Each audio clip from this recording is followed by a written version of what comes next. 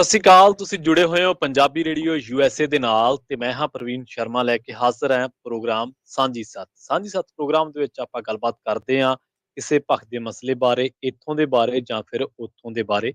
ਪੰਜਾਬ ਭਾਰਤ ਦੇ ਕਿਸੇ ਪੱਖ ਦੇ ਮਸਲੇ ਨੂੰ ਲੈ ਕੇ ਆਪਾਂ ਗੱਲਬਾਤ ਕਰਦੇ ਹਾਂ ਤੇ ਇਸ ਪ੍ਰੋਗਰਾਮ ਦੇ ਵਿੱਚ ਤੁਸੀਂ ਵੀ ਆਪਣੀ ਹਿੱਸੇਦਾਰੀ ਪਾਉਣੇ ਸਟੂਡੀਓ ਦੇ ਵਿੱਚ ਕਾਲ ਕਰਕੇ। ਤੁਹਾਡੇ ਕਮੈਂਟਾਂ, ਤੁਹਾਡੇ ਅੱਜ ਵੀ ਤੁਹਾਡੀਆਂ ਟਿੱਪਣੀਆਂ ਦਾ ਸਾਨੂੰ ਇੰਤਜ਼ਾਰ ਆ। ਪ੍ਰੋਗਰਾਮ ਦੇ ਵਿੱਚ ਅੱਗੇ ਵਧਾਂਗੇ, ਪਰ ਉਸ ਤੋਂ ਪਹਿਲਾਂ ਧੰਨਵਾਦ ਸਾਡੇ ਸਪਾਂਸਰਸ ਦਾ, ਜਿਹੜੇ ਜ਼ਰੀਆ ਬਣਦੇ ਨੇ ਇਹਨਾਂ ਪ੍ਰੋਗਰਾਮਾਂ ਨੂੰ ਤੁਹਾਡੇ ਤੱਕ ਪਹੁੰਚਾਉਣ ਦਾ। ਖਾਲਸਾ ਇੰਸ਼ੋਰੈਂਸ ਏਜੰਸੀ ਵਾਲੇ ਪਿਛਲੇ ਕਈ ਦਹਾਕਿਆਂ ਤੋਂ ਇੰਸ਼ੋਰੈਂਸ ਦੇ ਵਿੱਚ ਵਧੀਆ ਸੇਵਾਵਾਂ ਦੇਣ ਦੇ ਲਈ ਜਾਣੇ ਜਾਂਦੇ ਨੇ। ਭਰੋਸੇਯੋਗਤਾ ਦੂਜਾ ਨਾਂ ਨੇ। ਕਿਸੇ ਵੀ ਤਰ੍ਹਾਂ ਦੀ ਇੰਸ਼ੋਰੈਂਸ ਲੈਣੇ ਤੇ 408-272-2500 ਡਾਇਲ ਕਰਕੇ ਸੰਪਰਕ ਕੀਤਾ ਜਾ ਸਕਦਾ ਹੈ। ਤਿਰਕੇਨਾ ਇਮੀਗ੍ਰੇਸ਼ਨ ਲਾਅ ਫਰਮ ਵਾਲੀ ਜੇ ਤਿਰਕੇਨਾ ਇਮੀਗ੍ਰੇਸ਼ਨ ਬਾਬਤ ਤੁਹਾਡਾ ਕੋਈ ਸਵਾਲ ਹੈ, ਕੋਈ ਸਲਾਹ ਕਰਨੀ ਹੈ ਤਾਂ 415909-0503 ਤੇ ਕਰ ਸਕਦੇ ਹੋ। ਜ਼ੈਂਡਰ ਗਰੁੱਪ ਵਾਲੇ ਕਿਸੇ ਵੀ ਤਰ੍ਹਾਂ ਦਾ ਘਰ ਖਰੀਦਣਾ ਹੈ ਜਾਂ ਘਰ ਵੇਚਣਾ ਜਾਂ ਲੈਣਾ ਤੁਸੀਂ ਹੋਮ ਲੋਨ, ਤਾਂ ਸੰਪਰਕ ਕੀਤਾ ਜਾ ਸਕਦਾ 855-905-2575 ਤੇ। ਪ੍ਰੋਗਰਾਮ ਦੇ ਵਿੱਚ ਅੱਗੇ ਵਧਣ ਤੋਂ ਪਹਿਲਾਂ ਜੋੜਦੇ ਹਾਂ ਰਾਜ ਕਰਨਵੀਰ ਸਿੰਘ ਜੀ ਨੂੰ। ਉਸ ਤੋਂ ਬਾਅਦ ਫਿਰ ਕਿਹੜੇ ਮਸਲੇ ਤੇ ਕਰਾਂਗੇ ਚਰਚਾ ਤੇ ਨਾਲੇ ਦੱਸਦੇ ਹਾਂ ਤੁਹਾਨੂੰ ਸਟੂਡੀਓ ਦਾ ਨੰਬਰ ਕਾਲ ਕਰਨ ਵਾਸਤੇ। ਰਾਜ ਕਰਨਵੀਰ ਸਿੰਘ ਜੀ, ਸਤਿ ਸ਼੍ਰੀ ਅਕਾਲ। ਸਵਾਗਤ ਹੈ ਪ੍ਰੋਗਰਾਮ ਸਾਂਝੀ ਸਾਥ ਦੇ ਵਿੱਚ। ਧੰਨਵਾਦ ਪ੍ਰਵੀਨ ਸ਼ਰਮਾ। ਪੰਜਾਬੀ ਰੇਡੀਓ USA ਸੁਣ ਰਹੇ ਸਾਰੇ ਹੀ ਸਰੋਤਿਆਂ ਨੂੰ, ਦੇਖ ਰਹੇ YouTube, Facebook ਦੇ ਉੱਤੇ ਦਰਸ਼ਕਾਂ ਨੂੰ ਨਿੱਘੀ ਜੀ ਆਇਆਂ ਨੂੰ ਪਿਆਰ ਭਰੀ ਸਤਿ ਸ੍ਰੀ ਅਕਾਲ। ਵੱਖ-ਵੱਖ AM FM ਮਾਧਿਅਮ ਦੇ ਰਾਹੀਂ ਜੁੜੇ ਹੋਇਆਂ ਨੂੰ ਵੀ ਅਸੀਂ ਸਵਾਗਤ ਕਰਦੇ ਹਾਂ। ਸਾਂਝੀ ਸੱਤ ਪ੍ਰੋਗਰਾਮ ਸੋਮਵਾਰ ਤੋਂ ਸ਼ੁੱਕਰਵਾਰ ਲੈ ਕੇ ਆਉਂਦੇ ਹਾਂ। ਜਿੱਦਾਂ ਪ੍ਰਵੀਨ ਹੁਣਾਂ ਨੇ ਦੱਸਿਆ, ਵੱਖ-ਵੱਖ ਜਿਹੜੇ ਜੀ ਮੁੱਦਿਆਂ ਦੇ ਉੱਤੇ, ਪੱਖ ਦੇ ਮਸਲਿਆਂ ਦੇ ਉੱਤੇ ਜਿਹੜੀ ਚਰਚਾ ਆ ਇਸ ਪ੍ਰੋਗਰਾਮ ਦੇ ਵਿੱਚ ਆਪਾਂ ਕਰਦੇ ਹਾਂ। ਤੁਹਾਡੇ ਵਿਚਾਰਾਂ ਦਾ ਜਿਹੜਾ ਉਹ ਉਡੀਕ ਰਹਿੰਦੀ ਆ, ਤਾਂਘ ਰਹਿੰਦੀ ਆ। ਤੁਸੀਂ ਇਸ ਸੱਥ ਦੇ ਵਿੱਚ ਆਪਣੇ ਨਾਲ ਜੁੜ ਕੇ ਗੱਲਬਾਤ ਕਰ ਸਕਦੇ ਹੋ, ਆਪਣੇ ਵਿਚਾਰ ਜਿਹੜੇ ਉਹ ਸਾਂਝੇ ਕਰ ਸਕਦੇ ਹੋ। ਸਟੂਡੀਓ ਦਾ ਨੰਬਰ ਹੈ ਕਾਲ ਕਰਨ ਦੇ ਲਈ ਰਹਿੰਦਾ ਹੈ 408-272-5200 4082725200 ਦੇ ਉੱਤੇ।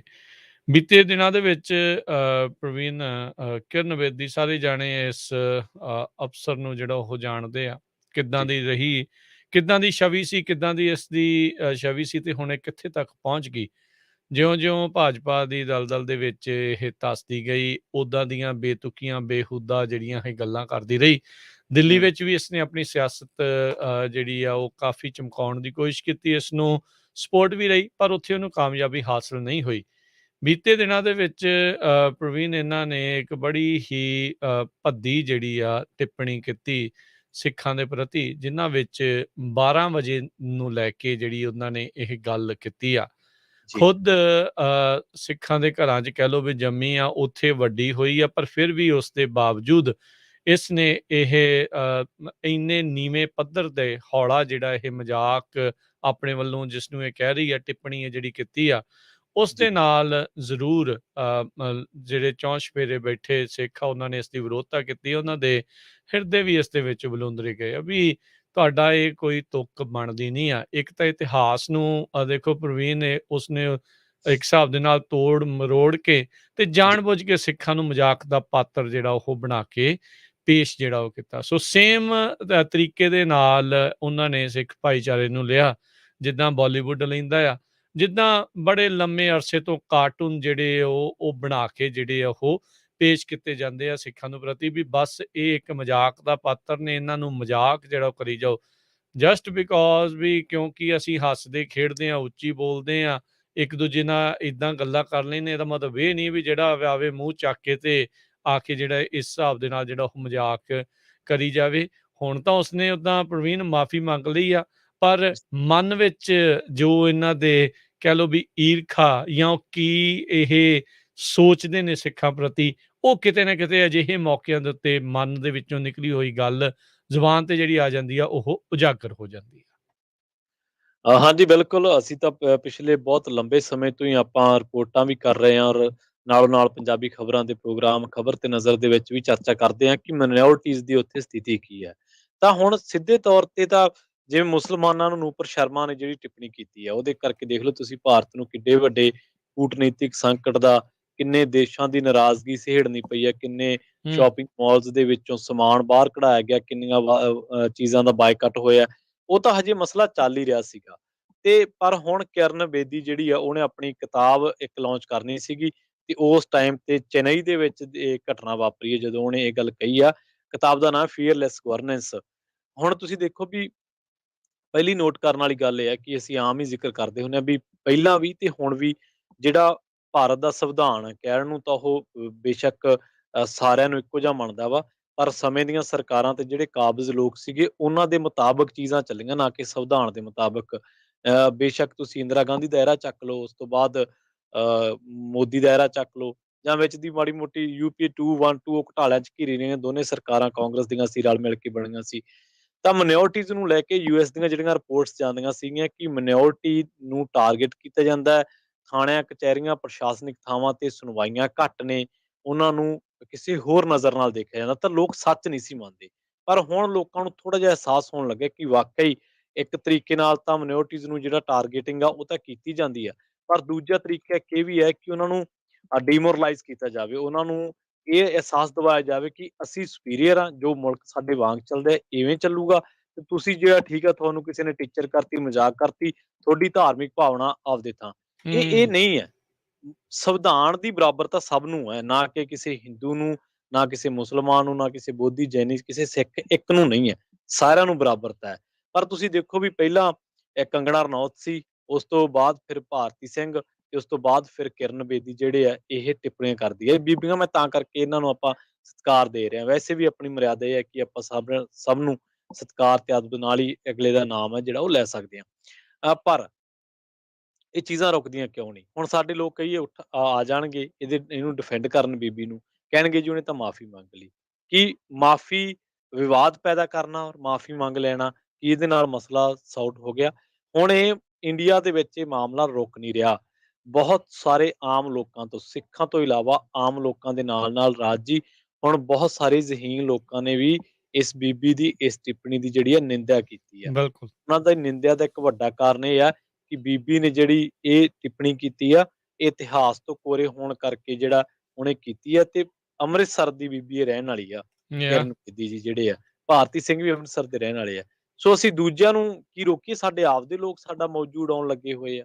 ਸਾਡੇ ਆਪਦੇ ਲੋਕ ਹੀ ਇੱਕ ਖਾਸ ਝੰਡੇ ਖਾਸ ਏਜੰਡੇ ਦੇ ਤਹਿਤ ਹੋ ਕੇ ਤੇ ਹੁਣ ਜਿਹੜਾ ਮੌਜੂ ਉਡਾਉਣ ਲੱਗੇ ਆ, ਇਹ ਸ਼ੋਭਾ ਨਹੀਂ ਦਿੰਦਾ। ਆਈਪੀਐਸ ਅਧਿਕਾਰੀ ਨੇ ਉਹ, ਯਾ ਸਾਬਕਾ ਆਈਪੀਐਸ ਅਧਿਕਾਰੀ ਨੇ, ਇਹ ਸਾਬਕਾ ਇਹ ਲੈਫਟੀਨੈਂਟ ਗਵਰਨਰ ਨੇ। ਹਾਂ, ਇਹ ਤੇ ਹੈ ਨਹੀਂ ਆ ਪ੍ਰਵੀਨ ਵੀ ਇਹ ਕੋਈ ਅਨਪੜ੍ਹ ਵੀ ਮੂੰਹ ਚੱਕ ਕੇ ਕਿਸੇ ਨੇ ਕਹਿਤਾ, ਕਿਤਾਬ ਲਿਖ ਕੇ ਕਿਤਾਬ ਦਾ ਉਦਘਾਟਨ ਕਰਨ ਮੌਕੇ ਪਹੁੰਚੀ ਆ। ਹੁਣ ਜੀ, ਦੇਖੋ ਕਹਿ ਰਹੀ ਹੈ, ਕਹਿੰਦੀ ਵੀ ਜਿਹੜਾ ਮੇਰਾ ਘਰ ਵਾਲਾ ਉਹ ਗੁਰੂ ਨਾਨਕ ਦੇਵ ਜੀ ਦਾ ਡਾਇਰੈਕਟ ਡਿਸੈਂਡੈਂਟ ਹੈਗਾ, ਵੀ ਉਹਨਾਂ ਦੇ ਕੁਲ ਦੇ ਵਿੱਚੋਂ ਹੈਗਾ ਆ। ਕਹਿੰਦੇ ਵੀ ਮੇਰੀ ਮਾੜੀ ਭਾਵਨਾ ਨਹੀਂ। ਇਹ ਹਰ ਇੱਕ ਨੇ ਮੂੰਹ ਚੱਕ ਕੇ ਇਹ ਕੰਮ ਕੀਤਾ। ਪਹਿਲੋਂ ਭਾਵਨਾਵਾਂ ਭੜਕਾ ਦੋ, ਪਹਿਲੋਂ ਮੂੰਹ ਜੋ ਜੀ ਕੀਤਾ ਹੈ ਉਹ ਬੋਲ ਦੋ, ਅਕਲ ਨੂੰ ਹੱਥ ਨਹੀਂ ਮਾਰਨਾ, ਤੇ ਫਿਰ ਜੀ। ਬਾਅਦ 'ਚ ਮਾਫ਼ੀ ਮੰਗ ਲਓ। ਉਹਨਾਂ ਨੂੰ ਪਤਾ ਵੀ ਇਹਨਾਂ ਨੇ ਮਾਫ਼ ਕਰ ਦੇਣਾ ਆ। ਸੋ ਇਹ ਹੂੰ, ਕਿੰਨੇ ਕੁ ਦੇਰ ਤਾਈਂ ਭਾਈ ਇਹ ਮਾਫ਼ੀਆਂ ਦਾ ਦੌਰ ਜਿਹੜਾ ਇਹ ਚੱਲਦਾ ਜਿਹੜਾ ਉਹ ਰਹਿਣਾ ਆ। ਇਹਨਾਂ ਨੂੰ ਅਕਲ ਕਿਉਂ ਨਹੀਂ ਸਿਖਾਉਂਦਾ? ਏਦਾਂ ਲੱਗਦਾ ਆ ਵੀ ਕਿਸੇ ਖਾਸ ਏਜੰਡੇ ਦੇ ਤਹਿਤ ਮਾਈਨੋਰਟੀਜ਼ ਦੇ ਖਿਲਾਫ ਬੋਲਣ ਦਾ, ਮੂੰਹ ਦੇ ਵਿੱਚੋਂ ਏਦਾਂ ਗੰਦ ਜਿਹੜਾ ਹੈ ਉਹ ਬੋਲਣ ਦਾ, ਇਹਨਾਂ ਨੂੰ ਜੀ, ਕੋਈ ਜਿੱਦਾਂ ਆਦੇਸ਼ ਮਿਲੇ ਆ ਵੀ ਤੁਸੀਂ ਬੋਲੀ ਜਾਓ, ਚੱਕਰ ਹੀ ਕੋਈ ਨਹੀਂ ਆ, ਆਪਾਂ ਤੁਹਾਨੂੰ ਜਿਹੜਾ ਉਹ ਸੇਫ ਜਿਹੜੇ ਉਹ ਰੱਖਾਂਗੇ। ਸੋ ਹੁਣ ਜਿਹੜੇ ਇਸ ਦੇ ਬਾਬਤ ਹੁਣ ਜਿਹੜੀ ਮਾਈਨੋਰਿਟੀਜ਼ ਪੈਨਲ ਆ, ਉਹਨਾਂ ਨੇ ਬੇਦੀ ਹੁਣਾਂ ਨੂੰ ਸੱਦ ਲਿਆ। ਸੱਦ ਇਸ ਹਿਸਾਬ ਦੇ ਨਾਲ ਲਿਆ ਵੀ ਉਹਨਾਂ ਨੇ ਰਿਪੋਰਟ ਮੰਗੀ ਆ ਵੀ ਦੱਸੋ ਵੀ ਕਿਉਂ ਤੁਹਾਡਾ ਇਸ ਦੇ ਵਿੱਚ ਇਹ ਕਾਰਨ ਜਿਹੜਾ ਉਹ ਰਿਹਾ ਆ। ਇਹ ਪਹਿਲੀ ਵਾਰੀ ਤਾਂ ਹੈ ਨਹੀਂ, ਪਹਿਲਾਂ ਵੀ ਏਦਾਂ ਦੀਆਂ ਜਿਹੜੀਆਂ ਬੇਤੁਕੀਆਂ ਗੱਲਾਂ ਜਿਹੜੀ ਕਿਰਨ ਬੇਦੀ ਆ ਉਹ ਕਰਦੀ ਰਹੀ ਆ।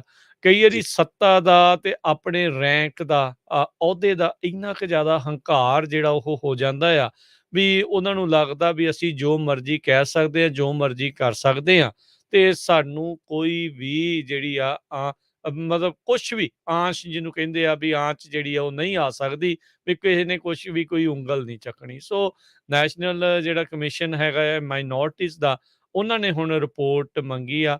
ਚੀਫ ਸਕੱਤਰ ਹੈਗੇ ਨੇ ਜਿਹੜੇ ਦਿੱਲੀ ਦੇ, ਉਹਨਾਂ ਖਿਲਾਫ ਜਿਹੜੀ ਕੰਪਲੇਂਟ ਆਈ ਸੀਗੀ। ਸੋ ਲੈਫਟੀਨੈਂਟ ਗਵਰਨਰ ਜਿੱਦਾਂ ਤੁਸੀਂ ਕਿਹਾ ਵੀ ਇਹ ਸਾਬਕਾ ਰਹੀ ਆ ਪੁਡੂਚੇਰੀ ਦੀ, ਵੀ ਉਹਨੇ ਜਿਹੜੇ ਸਿੱਖਾਂ ਦੇ ਸੈਂਟੀਮੈਂਟਸ ਆ ਉਹਨਾਂ ਨੂੰ ਹਰਟ ਕੀਤਾ ਆ ਆਪਣੇ ਬੁੱਕ ਲਾਂਚ ਦੇ ਜਿਹੜੇ ਉਹ ਮੌਕੇ ਦੇ ਉੱਤੇ।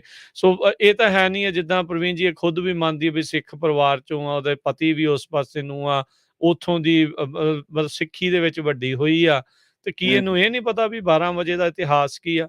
ਵੀ ਜੀ, ਜਦੋਂ ਮੁਗਲ ਔਰਤਾਂ ਨੂੰ ਜਿਹੜਾ ਚੱਕ ਕੇ ਲੈ ਜਾਂਦੇ ਸੀਗੇ, ਤੇ ਫਿਰ ਉਹਨਾਂ ਨੂੰ ਛਡਵਾਉਣ ਦੇ ਲਈ ਇਹੀ ਸਿੱਖ ਭਰਾ ਸੀਗੇ। ਇਹੀ ਹੂੰ, ਸਿੱਖ ਭਾਈਚਾਰਾ ਸੀਗਾ ਵੀ ਰਾਤ ਜੀ, ਦੇ 12 ਵਜੇ ਜਦੋਂ ਜਾ ਕੇ ਹੱਲਾ ਕਰਦੇ ਸੀ, ਹਮਲਾ ਕਰਦੇ ਸੀਗੇ, ਸਾਰਿਆਂ ਦੀਆਂ ਧੀਆਂ ਭੈਣਾਂ ਨੂੰ ਛਡਾ ਕੇ ਲਿਆਉਂਦੇ ਸੀਗੇ ਤੇ ਜੀ, ਇਹਨਾਂ ਬੇਵਕੂਫਾਂ ਨੇ ਉਹਨਾਂ ਦਾ ਮਜ਼ਾਕ ਦਾ ਪਾਤਰ ਬਣਾ ਕੇ ਰੱਖ ਦਿੱਤਾ ਵੀ ਹੂੰ, ਸਿੱਖਾਂ ਦੇ 12 ਵੱਜ ਗਏ ਆ, ਉਹ ਏਦਾਂ ਆ, ਸਰਦਾਰ ਜੀ ਇਹ, ਸਰਦਾਰ ਜੀ ਉਹ। ਇਹਨਾਂ ਨੇ ਮਤਲਬ ਕੰਮ ਹੀ ਜਿਹੜਾ ਇਹ ਚੱਕ ਲਿਆ ਵੀ ਹੱਦ ਹੋ ਗਈ ਆ ਵੀ ਇੱਕ ਤਾਂ ਨੇਕੀ ਕੀਤੀ ਆ, ਇੱਕ ਤਾਂ ਮਦਦ ਕੀਤੀ ਆਪਣੀਆਂ ਧੀਆਂ ਭੈਣਾਂ ਦੀ, ਸਾਰਾ ਕੁਛ ਕੀਤਾ ਤੇ ਬਾਅਦ ਹੂੰ। ਚ ਸਿਰ ਸੁਆਹ। ਇਹ ਸਿਰ ਸਵਾਹ ਸਟਾਉਣ ਵਾਲੀ ਗੱਲ ਬਣ ਜਾਂਦੀ ਨੇ। ਇਹੋ ਜਿਹੇ ਲੋਕਾਂ ਨੂੰ ਅਕਲ ਨੂੰ ਹੱਥ ਮਾਰਨਾ ਚਾਹੀਦਾ ਵੀ ਪੜ੍ਹੇ ਲਿਖੇ ਤੁਸੀਂ ਹੈਗੇ ਆ, ਐਡੇ ਵੱਡੇ ਅਹੁਦੇ ਦੇ ਉੱਤੇ ਤੁਸੀਂ ਕੰਮ ਕਰਕੇ ਆਏ ਆ, ਐਡਾ ਵੱਡਾ ਲਿeutenant ਗਵਰਨਰ ਕੋਈ ਛੋਟਾ ਮੋਟਾ ਅਹੁਦਾ ਹੁੰਦਾ ਵੀ ਉਹ ਤੇ ਕਰ ਰਹੇ, ਵੀ ਤੁਸੀਂ ਕੀ ਬੇਵਕੂਫ ਵਾਲੀਆਂ ਗੱਲਾਂ ਕਰ ਰਹੇ। ਜੀ, ਬਿਲਕੁਲ। ਦੂਜੀ ਗੱਲ ਰਾਜ ਜੀ ਇਹ ਵੀ ਨੋਟ ਕਰਨ ਵਾਲੀ ਹੈ ਕਿ ਨਾ ਇਹ ਹੁਣ ਇੱਕ ਟਰੈਂਡ ਵਾਂਗ ਹੈ ਬੀਜੇਪੀ ਦੇ ਵਿੱਚ ਵੀ ਕਿਸੇ ਵੀ ਮੇਨ ਧਰਮ ਨੂੰ ਖਾਸ ਕਰਕੇ ਘੱਟ ਗਿਣਤੀਆਂ ਨੂੰ ਤੁਸੀਂ ਟਾਰਗੇਟ ਕਰੋ, ਕੁਛ ਵੀ ਬੋਲੋ ਤਾਂ ਉਸ ਤੋਂ ਬਾਅਦ ਤੁਹਾਨੂੰ ਪ੍ਰੋਟੈਕਟ ਕੀਤਾ ਜਾਊਗਾ ਬਜਾਏ ਇਸ ਦੇ ਕਿ ਤੁਹਾਡੇ ਤੇ ਕੋਈ ਕਾਨੂੰਨੀ ਕਾਰਵਾਈ ਕੀਤੀ ਜਾਵੇ ਜਾਂ ਕੁਛ। ਤੁਸੀਂ ਦੇਖਿਆ ਹੋਣਾ ਨੂਰਪੁਰ ਸ਼ਰਮਾ ਦੇ ਬਿਆਨ ਕਰਕੇ ਕਿੰਨਾ ਬਵਾਲ ਮਚਿਆ ਹੋਇਆ ਔਰ ਉਹ ਬਵਾਲ ਇੰਨਾ ਕਿ ਜ਼ਿਆਦਾ ਹੋ ਗਿਆ ਵੀ ਹੁਣ ਉਹਦੇ ਕਰਕੇ ਬਹੁਤ ਸਾਰੀਆਂ ਚੀਜ਼ਾਂ ਭਾਰਤ ਨੂੰ ਜਿਹੜੀਆਂ ਨੇ ਉਹ ਸਹਿਣ ਕਰਨੀਆਂ ਪਈਆਂ ਨੇ। ਈਵਨ ਕਿ ਕਈ ਥਾਂ ਇਹ ਵੀ ਹੋਇਆ ਕਿ ਭਾਰਤ ਸਰਕਾਰ ਮਾਫ਼ੀ ਮੰਗੇ। ਪਰ ਭਾਰਤ ਸਰਕਾਰ ਕਿਉਂ ਮਾਫ਼ੀ ਮੰਗੇ? ਜਿਹਨੇ ਗਲਤੀ ਕੀਤੀ ਹੈ ਉਹ ਮੰਗੇ ਜਾਂ ਉਹਨਾਂ ਦੀ ਪਾਰਟੀ ਦਾ ਜਿਹੜਾ ਪ੍ਰੈਜ਼ੀਡੈਂਟ ਆ ਉਹ ਮੰਗੇ। ਇਹ 'ਚ ਸਰਕਾਰ ਦਾ ਤਾਂ ਕੋਈ ਭਾਰਤ ਨੂੰ ਸ਼ਰਮਿੰਦਾ ਹੋਣ ਦੀ ਕੀ ਲੋੜ ਆ? ਇੱਕ ਪਾਰਟੀ ਵਿਸ਼ੇਸ਼ ਦੀ ਤਰਜਮਾਨ ਨੇ ਕਿਹਾ ਵਾ ਪਾਰਟੀ ਵਿਸ਼ੇਸ਼ ਆਪਣੇ ਪੱਧਰ ਤੇ ਜਿਹੜਾ ਉਹ ਨਿਬੜੇ। ਦੂਜੀ ਗੱਲ ਇਹ ਆ ਵੀ ਨਾ ਇਹ ਮੈਂ ਦੂਜੇ ਥਿਊਰੀ ਤੋਂ ਵੀ ਲੈਣਾ ਹੁੰਦਾ ਕਈ ਚੀਜ਼ਾਂ ਨੂੰ ਕਿਉਂਕਿ ਇਹ ਜੇ ਮੰਨ ਲਓ ਬੀਬੀ ਬਿਆਨ ਨਾ ਦਿੰਦੀ ਕੀ ਤੁਹਾਨੂੰ ਪਤਾ ਲੱਗਣਾ ਸੀਗਾ ਕਿ ਕੋਈ ਫੀਅਰਲੈਸ ਗਵਰਨੈਂਸ ਨਾਂ ਦੀ ਕਿਤਾਬ ਆਈ ਹੈ? ਨਹੀਂ ਲੱਗਣਾ ਸੀ। ਅੱਜ ਕੱਲ੍ਹ ਲੋਕ ਇਸ ਤਰੀਕੇ ਦੀਆਂ ਟਿੱਪਣੀਆਂ ਕਰਕੇ ਜਿਹੜੀ ਪਬਲਿਸਿਟੀ ਆ ਫ੍ਰੀ ਦੀ, ਉਹ ਵੀ ਖੱਟਣ ਨੂੰ ਜਿਹੜਾ ਉਹ ਕਾਹਲੇ ਰਹਿੰਦੇ ਆ। ਪਰ ਮੇਰੇ ਖਿਆਲ ਦੇ ਨਾਲ ਸਾਡੇ ਜਿਹੜੇ ਧਾਰਮਿਕ ਆਗੂ ਆ ਜਾਂ ਸਾਡੇ ਆਮ ਸਮਾਜ ਦੇ ਵਿੱਚ ਜਿਹੜਾ ਸਿਸਟਮ ਆ ਰਾਜ ਜੀ, ਉਹ ਐਸਾ ਹੋਣਾ ਚਾਹੀਦਾ ਕਿ ਐਸੀਆਂ ਟਿੱਪਣੀਆਂ ਦੇ ਲਈ ਕੋਈ ਨਾ ਕੋਈ ਪਨਿਸ਼ਮੈਂਟ ਜ਼ਰੂਰ ਹੋਣੀ ਚਾਹੀਦੀ ਹੈ। ਭਾਵੇਂ ਉਹ ਸਾਲ ਬਾਅਦ ਹੋਵੇ, 1.5 ਸਾਲ ਬਾਅਦ ਹੋਵੇ। ਤੁਸੀਂ ਦੇਖਿਆ ਨਵਜੋਤ ਸਿੰਘ ਸਿੱਧੂ ਕਿੰਨੇ ਸਾਲਾਂ ਬਾਅਦ ਇੱਕ ਮੁਕੱਦਮੇ ਵਿੱਚ ਉਹ ਜੇਲ੍ਹ ਗਏ ਆ। ਹੂੰ, ਜਿੰਨਾ ਹੂੰ, ਚਿਰ ਕੋਈ ਕੁੰਡਾ ਨਹੀਂ, ਜਿੰਨਾ ਚਿਰ ਕੋਈ ਰੋਕ-ਟੋਕ ਨਹੀਂ, ਉਹਨਾਂ ਚਿਰ ਲੋਕ ਬੋਲੀ ਜਾਣਗੇ। ਖਾਸ ਕਰਕੇ ਜਿਨ੍ਹਾਂ ਨੂੰ ਪ੍ਰਸਿੱਧੀ ਦੀ ਲੋੜ ਹੈ, ਜਿਨ੍ਹਾਂ ਨੂੰ ਇਹ ਲੋੜ ਹੈ ਕਿ ਯਾਰ ਸਾਡੀਆਂ ਕਿਤਾਬਾਂ ਵਿਕਣ, ਸਾਡੀਆਂ ਗੱਲਾਂ ਵਿਕਣ, ਸਾਨੂੰ ਲੋਕ ਹੋਰ ਚਾਹੁਣ। ਆਪਾਂ ਦੇਖਦੇ ਹੀ ਹਾਂ ਸੋਸ਼ਲ ਮੀਡੀਆ ਤੇ ਜਿੰਨੇ ਲੋਕ ਨਿੰਦਕ ਨੇ, ਉਹਨਾਂ ਨੂੰ ਸਭ ਤੋਂ ਜ਼ਿਆਦਾ ਸ਼ੇਅਰ ਕੀਤਾ ਜਾਂਦਾ ਹੈ। ਜਿੰਨੇ ਲੋਕ ਪੰਥ ਦੇ ਨਿੰਦਕ ਨੇ, ਜਿੰਨੇ ਲੋਕ ਘਟੀਆ ਪੱਧਰ ਦੀ ਬਿਆਨਬਾਜ਼ੀ ਕਰਦੇ ਨੇ, ਜਿੰਨੇ ਲੋਕ ਜਿਹੜੇ ਆ ਉਹ ਵੱਧ ਤੋਂ ਵੱਧ ਟਾਰਗੇਟ ਕਰਦੇ ਨੇ ਸਿੱਖੀਜ਼ਮ ਨੂੰ ਜਾਂ ਗੁਰੂ ਸਾਹਿਬਾਨ ਨੂੰ, ਉਹਨਾਂ ਨੂੰ ਜ਼ਿਆਦਾ ਸਗੋਂ ਜਿਹੜਾ ਉਹ ਸ਼ੇਅਰ ਕੀਤਾ ਜਾਂਦਾ, ਧੜੱਲੇ ਨਾਲ ਉਹਨਾਂ ਨੂੰ ਅੱਗੇ ਵਧਾਇਆ ਜਾਂਦਾ ਹੈ। ਸੋ ਇਹ ਬੜਾ ਖਤਰਨਾਕ ਜਿਹਾ ਇੱਕ ਨੈਰੇਟਿਵ ਆ ਕਿ ਤੁਸੀਂ ਕਹਿਣ ਨੂੰ ਤਾਂ ਕਹਿੰਦੇ ਹੋ, ਦੁਨੀਆ ਸਾਹਮਣੇ ਕਹਿੰਦੇ ਹੋ ਕਿ ਜੀ ਸਾਡੇ ਤਾਂ ਸਾਰਾ ਕੁਛ ਬਰਾਬਰ ਹੈ, ਪਰ ਬਰਾਬਰੀ ਅਸਲ ਬਰਾਬਰਤਾ ਦਿਖਾਉਣੀ ਪੈਂਦੀ ਹੈ, ਬਰਾਬਰਤਾ ਕਹਿਣ ਦੀ ਨਹੀਂ ਹੁੰਦੀ। ਬਰਾਬਰਤਾ ਦਿਖਾਉਣ ਦੇ ਵਿੱਚ ਹੁੰਦੀ ਹੈ ਕਿ ਬਈ ਠੀਕ ਆ, ਫਲਾਹ ਬੰਦੇ ਨੇ ਮੁਸਲਮਾਨ ਹਿੰਦੂ ਤੇ ਕੀਤੀ ਸੀ ਟਿੱਪਣੀ, ਉਹਦੇ ਨਾਲ ਆਹ ਤਾਂ ਹੋ ਗਿਆ। ਪਰ ਜੇ ਕੋਈ ਹੋਰਾਂ ਧਰਮਾਂ ਤੇ ਕਰਦਾ ਵਾ, ਉਦੋਂ ਅਸੀਂ ਫਿਰ ਕਾਰਵਾਈ ਦੇ ਨਾਂ ਤੇ ਜਿਹੜੀ ਹੈ ਘੇਸ ਵੱਟ ਜਾਂਦੇ ਹਾਂ ਤੇ ਸਾਡੇ ਜਿਹੜੇ ਧਾਰਮਿਕ ਆਗੂ ਆ ਜਾਂ ਆਮ ਜਿਹੜੇ ਸਾਡੇ ਅਗਵਾਈ ਕਰਤਾ ਲੋਕ ਨੇ, ਉਹਨਾਂ ਨੂੰ ਇੰਨੀ ਗੱਲ ਹੀ ਕਾਫ਼ੀ ਹੈ ਕਿ ਹਾਂਜੀ ਫਲਾਣੇ ਬੰਦੇ ਨੇ ਜੀ ਮਾਫ਼ੀ ਮੰਗ ਲਈ। ਕੋਈ ਵੀ ਬੰਦਾ ਜਿਹੜਾ ਅ, ਸਸਤੀ ਸ਼ੋਹਰਤ ਚਾਹੁੰਦਾ ਵਾ, ਉਹ ਇਸੇ ਤਰ੍ਹਾਂ ਹੀ ਕਰਦਾ। ਜੀ। ਜੀ। ਸੋ ਤੇ ਤੁਸੀਂ ਵੀ ਆਪਣੇ ਵਿਚਾਰ ਜਿਹੜੇ ਉਹ ਸਾਂਝੇ ਕਰ ਸਕਦੇ ਹੋ। ਸਟੂਡੀਓ ਦਾ ਨੰਬਰ ਹੈ 408272 5200 4082725200 ਦੇ ਉੱਤੇ। ਇਹ ਵੀ ਅਸੀਂ ਤੁਹਾਨੂੰ ਇਹ ਪੁੱਛਣਾ ਚਾਹੁੰਦੇ ਹਾਂ ਵੀ ਤੁਹਾਨੂੰ ਲੱਗਦਾ ਵੀ ਇਹ ਬੇਹੂਦਾ ਟਿੱਪਣੀਆਂ ਕਰਕੇ ਮਾਫ਼ੀ ਮੰਗਣ ਦਾ ਸਿਲਸਿਲਾ ਕਦੀ ਰੁਕ ਸਕਦਾ ਆ? ਜੇ ਨੱਥ ਪਵੇ ਤਾਂ ਕਿੱਦਾਂ ਪਵੇ? ਕੀ ਤੁਹਾਡੇ ਜਿਹੜੇ ਇਸ ਪ੍ਰਤੀ ਜਿਹੜੇ ਵਿਚਾਰ ਹੈਗੇ ਆ ਉਹ ਵੀ ਤੁਸੀਂ ਸਾਂਝੇ ਕਰ ਸਕਦੇ ਆ 408272 5200 ਦੇ ਉੱਤੇ। ਇਸ ਸਾਰੇ ਕਾਸੇ ਦੇ ਉੱਤੇ ਆਮ ਆਦਮੀ ਪਾਰਟੀ ਨੇ ਵੀ ਪ੍ਰਵੀਨ ਜੀ ਟਿੱਪਣੀ ਜਿਹੜੀ ਉਹ ਕੀਤੀ ਆ। ਇਸ ਦੇ ਜੀ। ਨਾਲ-ਨਾਲ ਜਿਹੜੇ ਐਸਜੀਪੀਸੀ ਨੇ ਵੀ ਇਸ ਦਾ ਜਿਹੜਾ ਵਿਰੋਧ ਆ ਉਹ ਜਿਹੜਾ ਉਹ ਜਤਾਇਆ ਆ ਵੀ ਕੀ ਇਹ ਜਿਹੜੀਆਂ ਗੱਲਾਂ ਆ ਬਾਰ-ਬਾਰ ਕਰਨ ਲੱਗੇ ਹੋਏ ਆ। ਸੋ ਇਹ ਕਹਿੰਦੀ ਆ ਵੀ ਆਮ ਆਦਮੀ ਪਾਰਟੀ ਨੇ ਕਿਹਾ ਵੀ ਇਹਨਾਂ ਦਾ ਤਾਂ ਕੰਮ ਹੀ ਇਹ ਹੈਗਾ ਵੀ ਭਾਜਪਾ ਵਾਲਿਆਂ ਦਾ ਵੀ ਹੁਣ ਇਹ ਸਾਰਾ ਕੁਛ ਇਸ ਹਿਸਾਬ ਦੇ ਨਾਲ ਜਿਹੜੇ ਉਹ ਕਰੀ ਜਾ ਰਹੇ ਆ। ਸੋ ਜਿਹੜੇ ਜਰਨੈਲ ਸਿੰਘ ਹੈਗੇ ਨੇ ਆਮ ਆਦਮੀ ਪਾਰਟੀ ਦੇ ਪੰਜਾਬ ਦੇ ਇੰਚਾਰਜ, ਉਹਨਾਂ ਨੇ ਹਾਂਜੀ। ਵੀ ਇਹਨਾਂ ਦੀ ਨਿੰਦਿਆ ਜਿਹੜੀ ਉਹ ਕੀਤੀ ਆ ਇਹ ਜਿਹੜੀਆਂ ਟਿੱਪਣੀਆਂ ਨੂੰ ਲੈ ਕੇ। ਹਾਂਜੀ, ਬਿਲਕੁਲ ਨਿੰਦਿਆ ਤਾਂ ਹੋਣੀ ਚਾਹੀਦੀ ਹੈ, ਨਾਲੋਂ ਨਾਲ ਤੁਹਾਡੇ ਜਿਹੜੇ ਆਪਣੇ ਜਿਹੜੇ ਧਾਰਮਿਕ ਆਗੂ ਆ, ਉਹਨਾਂ ਨੂੰ ਵੀ ਅਗਵਾਈ ਕਰਤਾ ਵਾਂਗ ਇਹਨਾਂ ਚੀਜ਼ਾਂ ਨੂੰ ਸੁਹਿਰਦਤਾ ਦੇ ਨਾਲ ਲੈਣਾ ਚਾਹੀਦਾ ਵਾ। ਬੀਬੀ ਭਾਰਤੀ ਸਿੰਘ ਨੇ ਵੀ ਤਾਂ ਏਦਾਂ ਹੀ ਕੀਤਾ ਸੀਗਾ, ਉਹਨੇ ਪਹਿਲਾਂ ਟਿੱਪਣੀ ਕਰਤੀ ਦਾੜੀ ਮੁੱਛਾਂ ਦੇ ਉੱਤੇ ਕੇਸਾਂ ਤੇ। ਹੂੰ, ਬਾਅਦ ਦੇ ਵਿੱਚ ਕਹਿੰਦੀ ਜੀ ਮੇਰੀ ਤਾਂ ਸਿੱਖ ਧਰਮ ਦੇ ਵਿੱਚ ਆਸਥਾ ਹੀ ਬੜੀ ਹੈ ਲਓ ਤੇ ਜੀ, ਮੈਂ ਤਾਂ ਜੀ ਮੇਰਾ ਤਾਂ ਇਹ ਕੋਈ ਕੰਸਰਨ ਨਹੀਂ ਸੀਗਾ। ਇਹ ਦੋ ਮਤਲਬ ਤੋਤੇ ਹੋ ਜਾਂਦੇ ਏਦਾਂ ਹੈਂ ਕਹਿ ਕੇ। ਹਾਂਜੀ, ਬਿਲਕੁਲ ਏਦਾਂ ਕਹਿ ਕੇ ਫਾਰਗ ਹੋ ਜਾਂਦੇ। ਪਤਾ ਉਹਨਾਂ ਨੂੰ ਕਿ ਜੀ ਲੋਕਾਂ ਨੇ ਭੁੱਲ ਜਾਣਾ ਵਾ 2-3 ਦਿਨਾਂ ਬਾਅਦ।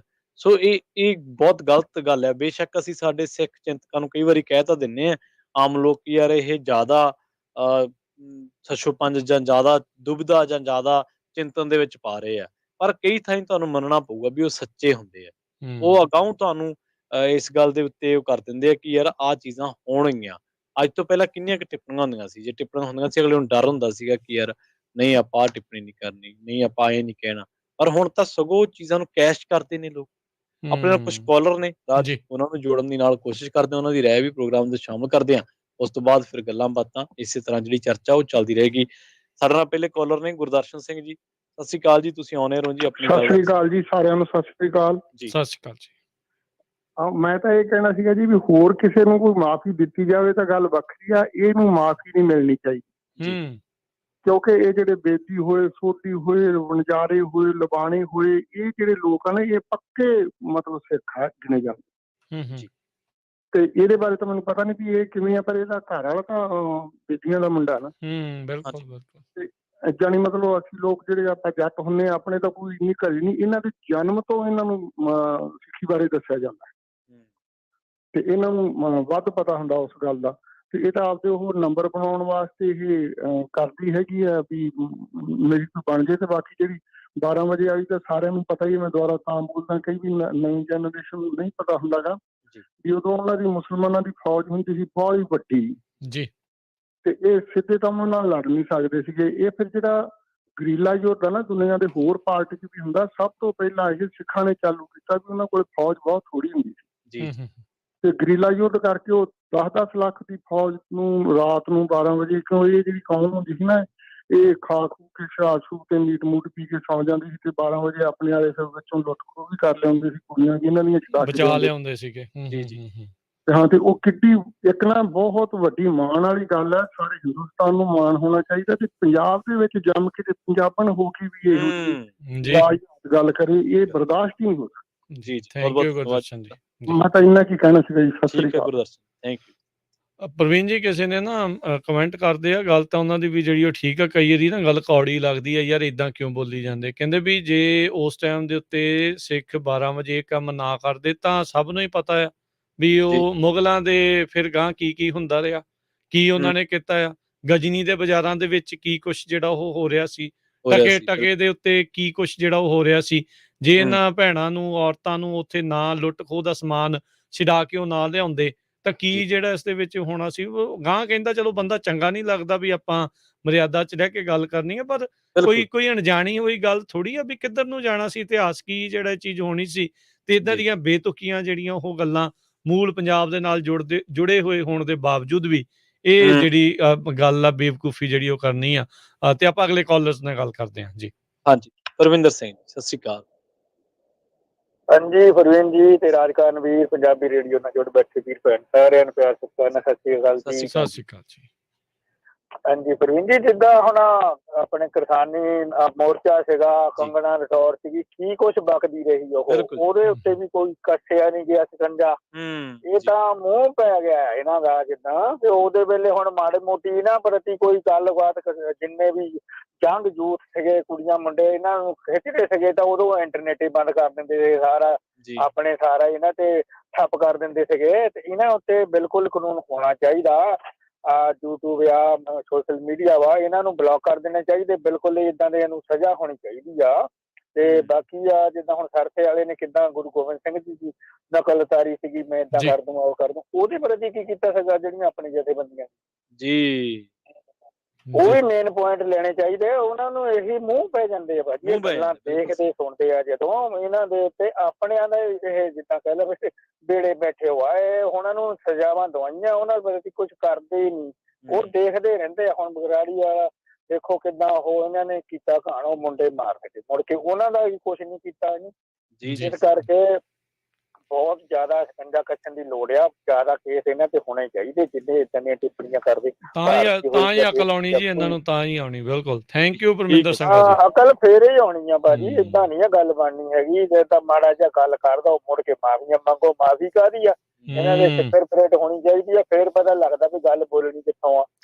ਬਿਲਕੁਲ ਜੀ, ਨਾਲ 5-7 ਹੋਰਾਂ ਨੂੰ ਵੀ ਕੰਨ ਹੋ ਜਾਂਦੇ ਵੀ ਇਹਨੇ ਬੰਦੇ ਨੇ ਕੰਨ ਹੋ ਜਾਂਦੇ ਆ। ਬਿਲਕੁਲ, ਕਿਤੇ ਕਹਿੰਦੇ ਕਿਸੇ ਸਿੱਖਰ ਪੈ ਕਹਿੰਦਾ ਨਿੱਕੇ ਨਿੱਕੇ ਹੈਗੇ, ਕਹਿੰਦੇ ਇਹ ਤਾਂ ਬਸ਼ਰਮ ਲੋਕ ਆ ਜੀ। ਬਸ ਏਦਾਂ ਦੀਆਂ ਗੱਲਾਂ ਜਿਹੜੀਆਂ ਕਰਦੇ ਆ, ਇਹਨਾਂ ਨੂੰ ਬਿਲਕੁਲ ਰਾੜਾ ਲੱਗਣਾ ਚਾਹੀਦਾ। ਬਾਕੀ ਦਿਨ ਵੀ ਅਕਲ ਆਵੇ, ਜਾਂ ਇਹਨਾਂ ਦੇ ਏਦਾਂ ਦਾ ਕੋਈ ਪੂਰਾ ਬਲੌਕੇ ਹੋਣਾ ਚਾਹੀਦਾ। ਚੱਲੇ ਹੀ ਨਾ ਏਦਾਂ ਦੇ ਸੋਸ਼ਲ ਇਹਨਾਂ ਦੇ ਮੀਡੀਆ ਜਿਹੜਾ ਵੀ। ਜੀ ਜੀ, ਠੀਕ ਹੈ ਜੀ, ਠੀਕ ਹੈ ਪਰਮਿੰਦਰ ਜੀ, ਥੈਂਕ ਯੂ ਜੀ, ਧੰਨਵਾਦ ਜੀ ਸਾਰਿਆਂ ਨੂੰ। ਸਤਿ ਸ਼੍ਰੀ ਅਕਾਲ। ਪ੍ਰਵੀਨ ਜੀ, ਅਗਲੇ ਕਾਲ ਲੈਣ ਤੋਂ ਪਹਿਲਾਂ ਇੱਕ ਗੱਲ ਮੈਂ ਇਸ ਦੇ ਵਿੱਚ ਐਡ ਕਰਦਾ ਜਾਵਾਂ। ਹੁਣ ਜੇ ਮੰਨ ਲਓ ਉਹਦੀ ਵੀਡੀਓ ਨਾ ਬਣ ਰਹੀ ਹੁੰਦੀ, ਇਹਦਾ ਮਤਲਬ ਆ ਵੀ ਕੀ ਪਤਾ ਲੁਕ ਛਿਪ ਕੇ ਹੋਰ ਕਿੰਨਾ ਕੁ ਘਟੀਆ ਬੋਲਦੇ ਹੋਣਗੇ ਅਜਿਹੇ ਲੋਕ। ਇਹ ਤਾਂ ਵੀਡੀਓ ਸਾਹਮਣੇ ਆ ਗਈ, ਪਤਾ ਲੱਗ ਗਿਆ, ਇਹਨੇ ਮਾਫੀ ਮੰਗ ਲਈ। ਨਹੀਂ ਤਾਂ ਪਤਾ ਨਹੀਂ ਹਜ਼ਾਰਾਂ ਵਾਰੀ ਕਿੰਨੀ ਇਹਦੀ ਗਾਲਾਂ ਕੱਢ ਕੇ, ਕਿੰਨੀ ਇਹਦੀ ਬੇਤੁਕੀਆਂ ਏਦਾਂ ਦੀਆਂ ਬੇਵਕੂਫਾਨਾ ਗੱਲਾਂ ਕਰਕੇ ਉਹ ਆਰਾਮ ਦੇ ਨਾਲ ਉਦਾਂ ਹੀ ਰੋਟੀ ਖਾਈ ਜਾਂਦੇ ਆ। ਜਿਹੜੀ ਥਾਲੀ 'ਚ ਖਾਣਾ ਉਸੇ 'ਚ ਹੀ ਸ਼ੇਕ ਕਰਨ ਵਾਲੀ ਜਿਹੜੀ ਉਹ ਗੱਲ ਬਣ ਜਾਂਦੀ ਵੀ ਜਿਸ ਕੌਮ ਦੇ ਵਿੱਚ ਤੂੰ ਜੰਮੀ ਆ, ਜਿਨ੍ਹਾਂ ਨੇ ਤੈਨੂੰ ਵੱਡਿਆਂ ਕੀਤਾ, ਇੱਥੇ ਤੱਕ ਬਾਅਦ 'ਚ ਪਹੁੰਚਾਇਆ, ਕਿਉਂਕਿ ਸਾਰਿਆਂ ਦਾ ਹੀ ਹੱਥ ਹੁੰਦਾ ਹੈ, ਸਾਰੀਆਂ ਚੀਜ਼ਾਂ ਜਿਹੜੀਆਂ ਉਸ ਦੇ ਵਿੱਚ ਨਾਲ ਰਹਿੰਦੀਆਂ ਆ। ਤੇ ਫਿਰ ਇਹ ਜਿਹੜਾ ਇਹ ਕਿੱਦਾਂ ਦੀਆਂ ਗੱਲਾਂ ਕਰਦੀ ਆ। ਸੋ ਇਹ ਤਾਂ ਅੰਦਰ ਖਾਤੇ ਪਤਾ ਨਹੀਂ ਕਿੰਨਾ ਕੁ ਜ਼ਹਿਰ ਜਿਹੜਾ ਇਹਨਾਂ 'ਚ ਭਰਿਆ ਪਿਆ ਆ। ਕਦੀ ਜਿਹੜੀ ਉਹ ਗੱਲਾਂ ਇਹਨਾਂ ਦੀ ਜ਼ੁਬਾਨ ਤੇ ਆ ਜਾਂਦੀਆਂ ਤੇ ਫਿਰ ਪਤਾ ਲੱਗ ਜਾਂਦਾ। ਸੋ ਉਹ ਵੀਡੀਓ ਨਾ ਬਣੀ ਹੁੰਦੀ, ਉਹ ਨਾ ਗੱਲ ਸਾਹਮਣੇ ਆਉਂਦੀ, ਤੇ ਇਦਾਂ ਦੇ ਮਜ਼ਾਕ ਪਤਾ ਨਹੀਂ ਹੋਰ ਕਿੰਨੇ ਥਾਵਾਂ ਦੇ ਉੱਤੇ ਮਜ਼ਾਕ ਦੇ ਨਾਂ ਦੇ ਉੱਤੇ ਬੇਹੁਦਾ ਟਿੱਪਣੀਆਂ ਜਿਹੜੀਆਂ ਉਹ ਚੱਲ ਰਹੀਆਂ ਹੋਣਗੀਆਂ। ਆਪਾਂ ਅਗਲੇ ਕਾਲਰ ਲੈਂਦੇ ਹਾਂ ਜੀ। ਜੀ ਪ੍ਰਗਟ ਜੀ, ਸਤਿ ਸ਼੍ਰੀ ਅਕਾਲ, ਤੁਸੀਂ ਆਉਣੇ। ਹਾਂਜੀ, ਪਿਆਰ ਭਰੀ ਸਤਿ ਸ਼੍ਰੀ ਅਕਾਲ ਜੀ ਤੁਹਾਨੂੰ ਤੇ ਸਾਰੇ ਪੰਜਾਬੀ ਰੇਡੀਓ USA ਸੁਣਨ ਵਾਲਿਆਂ ਨੂੰ ਜੀ। ਸਤਿ ਸ਼੍ਰੀ ਅਕਾਲ। ਮੈਂ ਪ੍ਰਵੀਨ ਜੀ, ਸਾਡੇ ਸ੍ਰੀ ਅੰਮ੍ਰਿਤਸਰ ਦੀ ਤੁਸੀਂ ਗੱਲਬਾਤ ਕਰਨ ਡਏ, ਮੈਂ ਵੀ ਵਿੱਚ ਸ਼ਾਮਲ ਹੋ ਜਾ। ਹਾਂਜੀ ਹਾਂਜੀ। ਪਹਿਲਾਂ ਤੇ ਆਪਣੇ ਸ਼ਬਦ ਸੋਚ ਲਓ ਵੀ ਇਹ ਸਿੱਖਾਂ ਦੀ ਕੁੜੀ ਨਹੀਂ ਸੀਗੀ ਜੀ। ਇਹਦਾ ਦਾਦਾ ਜਿਹੜਾ ਪਿਸ਼ਾਵਰ ਤੋਂ ਆਣ ਕੇ ਅੰਮ੍ਰਿਤਸਰ 'ਚ ਵਸਿਆ ਸੀ, ਇਹਦਾ ਜਿਹੜਾ ਫਾਦਰ ਸੀ ਉਹ ਪ੍ਰਕਾਸ਼ ਲਾਲ ਪਿਸ਼ਾਵਰੀਆ ਸੀ, ਤੇ ਮਾਤਾ ਜਿਹੜੀ ਉਹ ਪ੍ਰੇਮਲਤਾ ਸੀ। 4 ਭੈਣਾਂ ਸੀ, ਇਹ ਵੱਡੀ ਸ਼ਸ਼ੀ ਸੀ, ਦੂਜੇ ਨੰਬਰ ਦੀ ਇਹ ਸੀ, ਤੀਜੀ ਰੀਤਾ ਤੇ ਚੌਥੀ ਅਨੂ ਜੀ। ਇਹ ਸਾਡੇ ਉੱਥੇ ਵੈਸੇ ਤੇ ਹੁਣ ਕੰਪਨੀ ਬਾਗ ਦੇ ਨਾਂ ਨਾਲ ਅੰਗਰੇਜ਼ਾਂ ਨੇ ਮਸ਼ਹੂਰ ਕਰਤਾ। ਰਾਮ ਬਾਗ ਹੀ ਮਹਾਰਾਜਾ ਰਣਜੀਤ ਸਿੰਘ ਨੇ ਵਸਾਇਆ 87 ਏਕੜਾਂ 'ਚ। ਠੀਕ ਹੈ ਜੀ। ਤੇ ਉੱਥੇ ਟੈਨਿਸ ਖੇਡਣ ਆਉਂਦੀ ਹੁੰਦੀ ਸੀ, ਟੈਨਿਸ ਦੀ ਇੰਡੀਆ ਲੈਵਲ ਦੀ ਪਲੇਅਰ ਸੀ। ਹਾਂਜੀ ਹਾਂਜੀ। ਤੇ ਬ੍ਰਿਜ ਲਾਲ ਬੇਦੀ ਇਹਦਾ ਬਾਅਦ 'ਚ ਜਿਹੜਾ ਘਰ ਵਾਲਾ ਬਣਿਆ, ਉਹ ਵੀ ਉੱਥੇ ਖੇਡਣ ਆਉਂਦਾ ਸੀ। ਤੇ ਇਹਨਾਂ ਦੀ ਫਿਰ ਲਾ ਫੇਰ ਹੋ ਗਿਆ, ਤੇ ਇਹਨਾਂ ਉੱਥੇ ਸੀ ਆਪਣਾ ਲਾਗੇ ਮੰਦਿਰ ਆ, ਹਾਂਜੀ, ਉੱਥੇ ਜਾ ਕੇ ਇਹਨਾਂ ਲਾ ਫੇਰੇ ਮਾੜੇ ਮੋਟੇ ਕੀਤੇ, ਜੋ ਵੀ ਹਿੰਦੂ ਰੀਤੀ ਅਨੁਸਾਰ ਹੀ।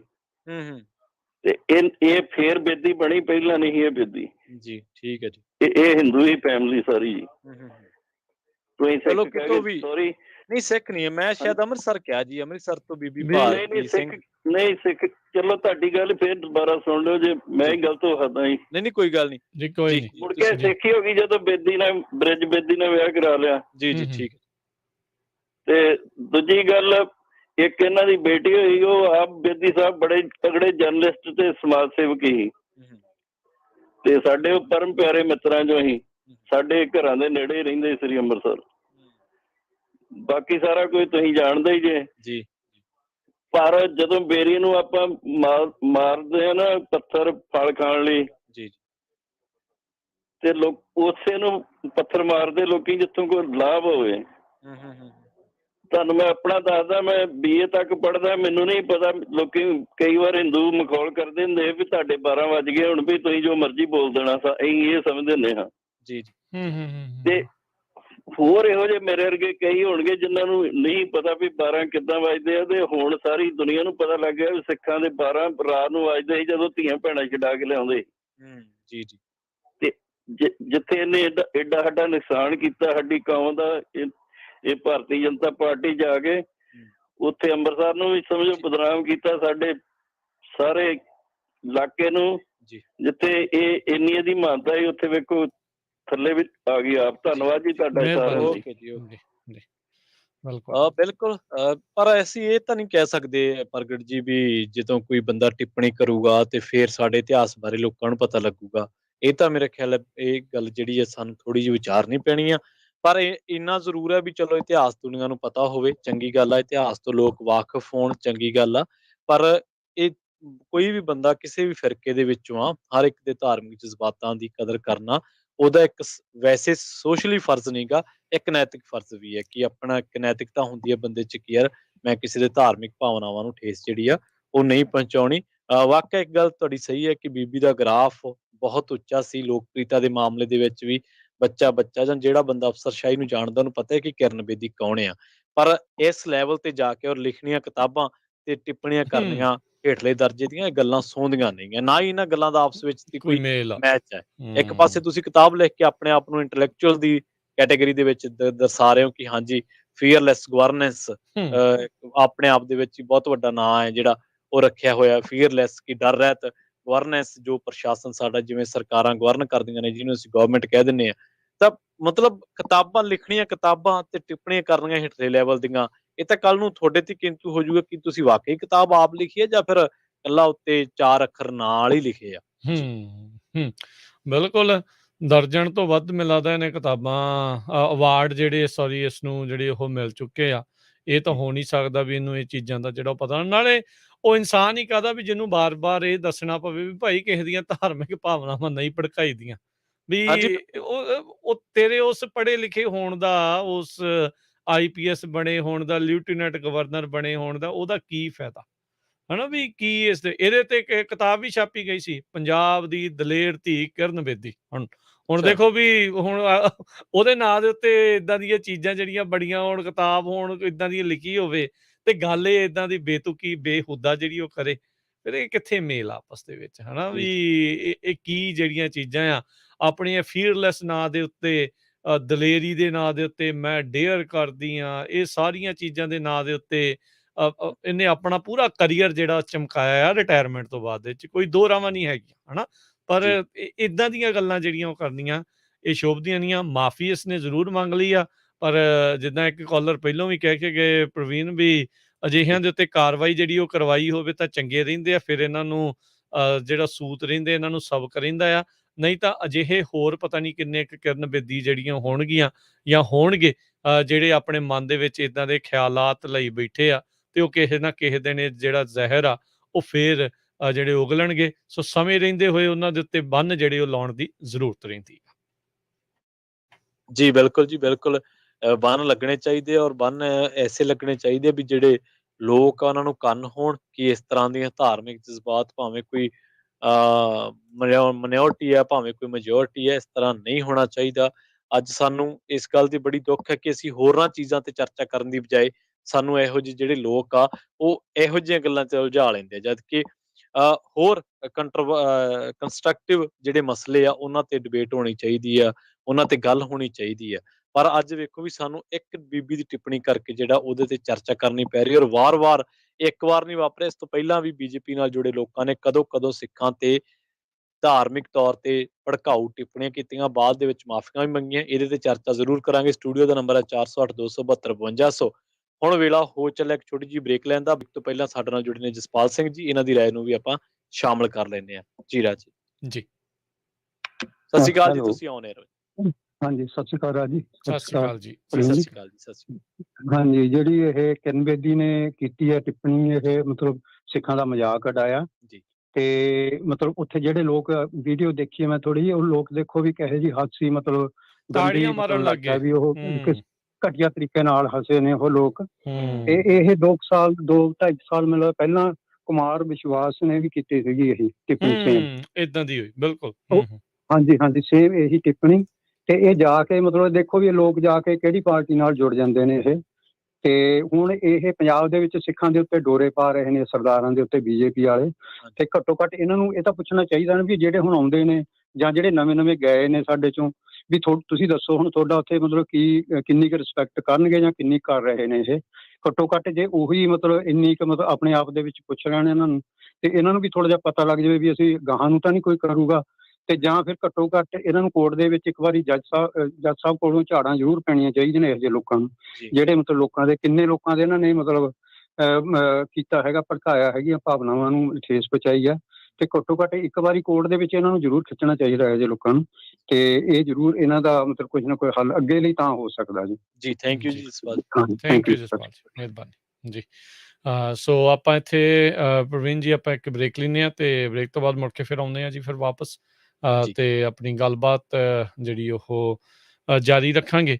ਤੇ ਇਸ ਦੇ ਨਾਲ ਪ੍ਰਵੀਨ ਆਪਾਂ ਜਿੱਦਾਂ ਅੱਜ ਦੇ ਦਿਨ ਥੋੜਾ ਟਰੱਕਿੰਗ ਦੀ ਵੀ ਵੈਸੇ ਗੱਲਬਾਤ ਕਰਦੇ ਹਾਂ, ਅਖੀਰ 'ਚ ਥੋੜਾ ਜਿਹਾ ਉਸ ਮੁੱਦੇ ਦੇ ਉੱਤੇ ਵੀ ਆਪਾਂ ਕਰਾਂਗੇ। ਤੁਸੀਂ ਵੀ ਆਪਣੇ ਵਿਚਾਰ ਰੱਖਿਓ ਵੀ ਜੋ ਇਸ ਟਾਈਮ ਪ੍ਰਾਈਸਿਸ ਜਿਹੜੇ ਵੱਧ ਚੁੱਕੇ ਆ, ਕਿਉਂਕਿ ਆਪਾਂ ਅੱਜ ਕੋਸ਼ਿਸ਼ ਕਰ ਰਹੇ ਹਾਂ ਵੀ ਦੋਨੋਂ ਤਰਫਾਂ ਦੀ ਜਿਹੜੀ ਗੱਲ ਆ ਹੋਵੇ। ਉੱਧਰ ਦੀ ਜਿਹੜੀ ਕੰਟਰੋਵਰਸੀ ਹੋ ਗਈ ਆ ਉਸ ਦੇ ਉੱਤੇ ਆਪਾਂ ਟਿੱਪਣੀਆਂ ਆਲਰੇਡੀ ਲੈ ਲਈਆਂ, ਤੇ ਅਗਲੀ ਜਿਹੜੀ ਗੱਲ ਆਪਾਂ ਇਸ ਦੇ ਵਿੱਚ ਇਹ ਨਾਲ ਜੋੜਦੇ ਹਾਂ ਵੀ ਜੋ ਡੀਜ਼ਲ ਦੀਆਂ ਪ੍ਰਾਈਸਾਂ ਕਰਕੇ ਹੁਣ ਟਰੱਕਰਸ ਨੂੰ ਖੜਨਾ ਪੈ ਰਿਹਾ ਹੈਗਾ, ਤੁਸੀਂ ਇਸ ਦਾ ਭਵਿੱਖ ਕੀ ਦੇਖ ਰਹੇ ਆ? ਤੁਹਾਨੂੰ ਕੀ ਲੱਗਦਾ? ਜੇ ਤੁਹਾਡੇ ਇਹਨਾਂ ਦੋਨਾਂ ਹੀ ਵਿਸ਼ਿਆਂ 'ਚੋਂ ਕੋਈ ਵੀ ਮੁੱਦੇ ਦੇ ਉੱਤੇ ਤੁਹਾਡੇ ਵਿਚਾਰ ਹੋਣ ਤਾਂ ਸਰੋਤੇ ਜ਼ਰੂਰ ਕਾਲ ਕਰਕੇ ਆਪਣੇ ਵਿਚਾਰ ਜਿਹੜੇ ਉਹ ਸਾਂਝੇ ਕਰ ਲਿਓ ਜੀ 408-272-52-100 ਦੇ ਉੱਤੇ। ਤੇ ਮਿਲਦੇ ਹਾਂ ਜੀ ਫਿਰ ਆਪਾਂ ਇੱਕ ਬ੍ਰੇਕ ਤੋਂ ਬਾਅਦ ਜੀ।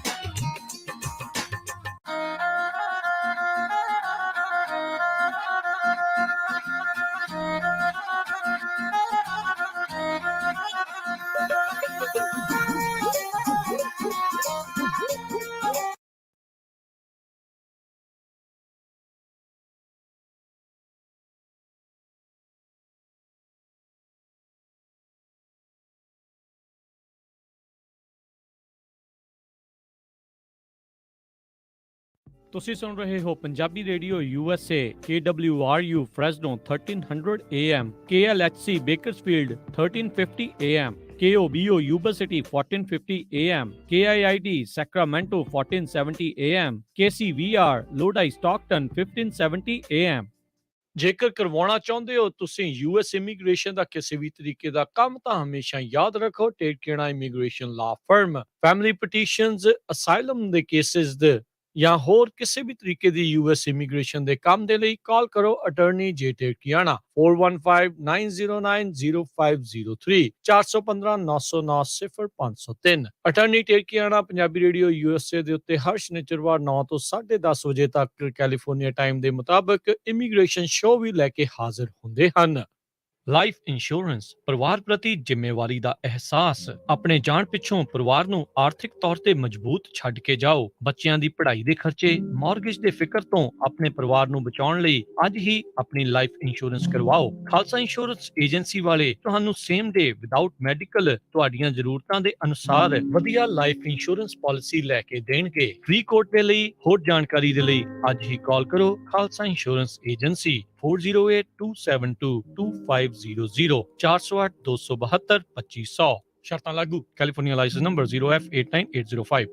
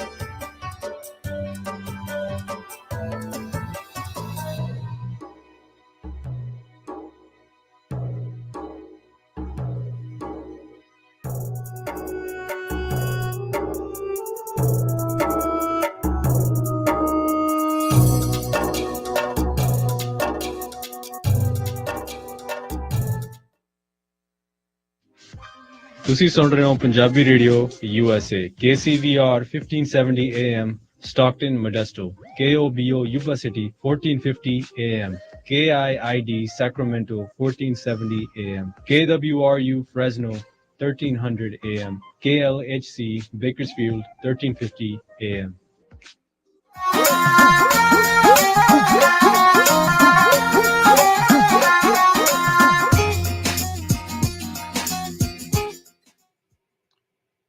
ਬ੍ਰੇਕ ਤੋਂ ਬਾਅਦ ਇੱਕ ਵਾਰ ਮੁੜ ਤੋਂ ਤੁਹਾਡਾ ਸਾਰਿਆਂ ਦਾ ਸਵਾਗਤ ਹੈ ਪ੍ਰੋਗਰਾਮ ਸਾਂਝੀ ਸਾਥ ਦੇ ਵਿੱਚ। ਤੁਸੀਂ ਸੁਣ ਰਹੇ ਹੋ ਪੰਜਾਬੀ ਰੇਡੀਓ USA ਤੇ ਇਸ ਵੇਲੇ ਤੁਸੀਂ ਸੋਸ਼ਲ ਮੀਡੀਆ ਪਲੇਟਫਾਰਮਸ ਤੇ ਵੀ ਪੰਜਾਬੀ ਰੇਡੀਓ USA ਦੇ ਪ੍ਰੋਗਰਾਮ ਸਾਂਝੀ ਸਾਥ ਦੇ ਨਾਲ ਜੁੜੇ ਹੋਏ ਹੋ। ਰਾਜਕਰਮਵੀਰ ਸਿੰਘ ਜੀ ਨੂੰ ਨਾਲ ਜੁੜਦੇ ਹਾਂ ਤੇ ਉਸ ਤੋਂ ਬਾਅਦ ਬ੍ਰੇਕ ਤੋਂ ਬਾਅਦ ਵਾਲੇ ਟੌਪਿਕ ਤੇ ਕਰਦੇ ਹਾਂ ਚਰਚਾ। ਰਾਜ ਜੀ, ਇੱਕ ਵਾਰ ਫਿਰ ਤੋਂ ਤੁਹਾਡਾ ਸਵਾਗਤ ਹੈ ਜੀ ਪ੍ਰੋਗਰਾਮ ਸਾਂਝੀ ਸਾਥ ਦੇ ਵਿੱਚ। ਬਹੁਤ ਧੰਨਵਾਦ ਪ੍ਰਵੀਨ ਸ਼ਰਮਾ ਜੀ। ਪੰਜਾਬੀ ਰੇਡੀਓ USA ਸੁਣ ਦੇਖ ਰਹੇ ਸਾਰੇ ਹੀ ਸਰੋਤਿਆਂ ਦਰਸ਼ਕਾਂ ਨੂੰ ਨਿੱਘੀ ਜੀ ਆਇਆਂ ਨੂੰ, ਪਿਆਰ ਭਰੀ ਸਤਿ ਸ਼੍ਰੀ ਅਕਾਲ। ਤੇ ਸਰੋਤਿਓ, ਜੇ ਤੁਸੀਂ ਵੀ ਆਪਣੇ ਵਿਚਾਰ ਸਾਂਝੇ ਕਰਨਾ ਚਾਹੁੰਦੇ ਆ ਤੇ ਸਟੂਡੀਓ 'ਚ ਕਾਲ ਕਰਨ ਦੇ ਲਈ ਨੰਬਰ ਹੈ 408-272-5200।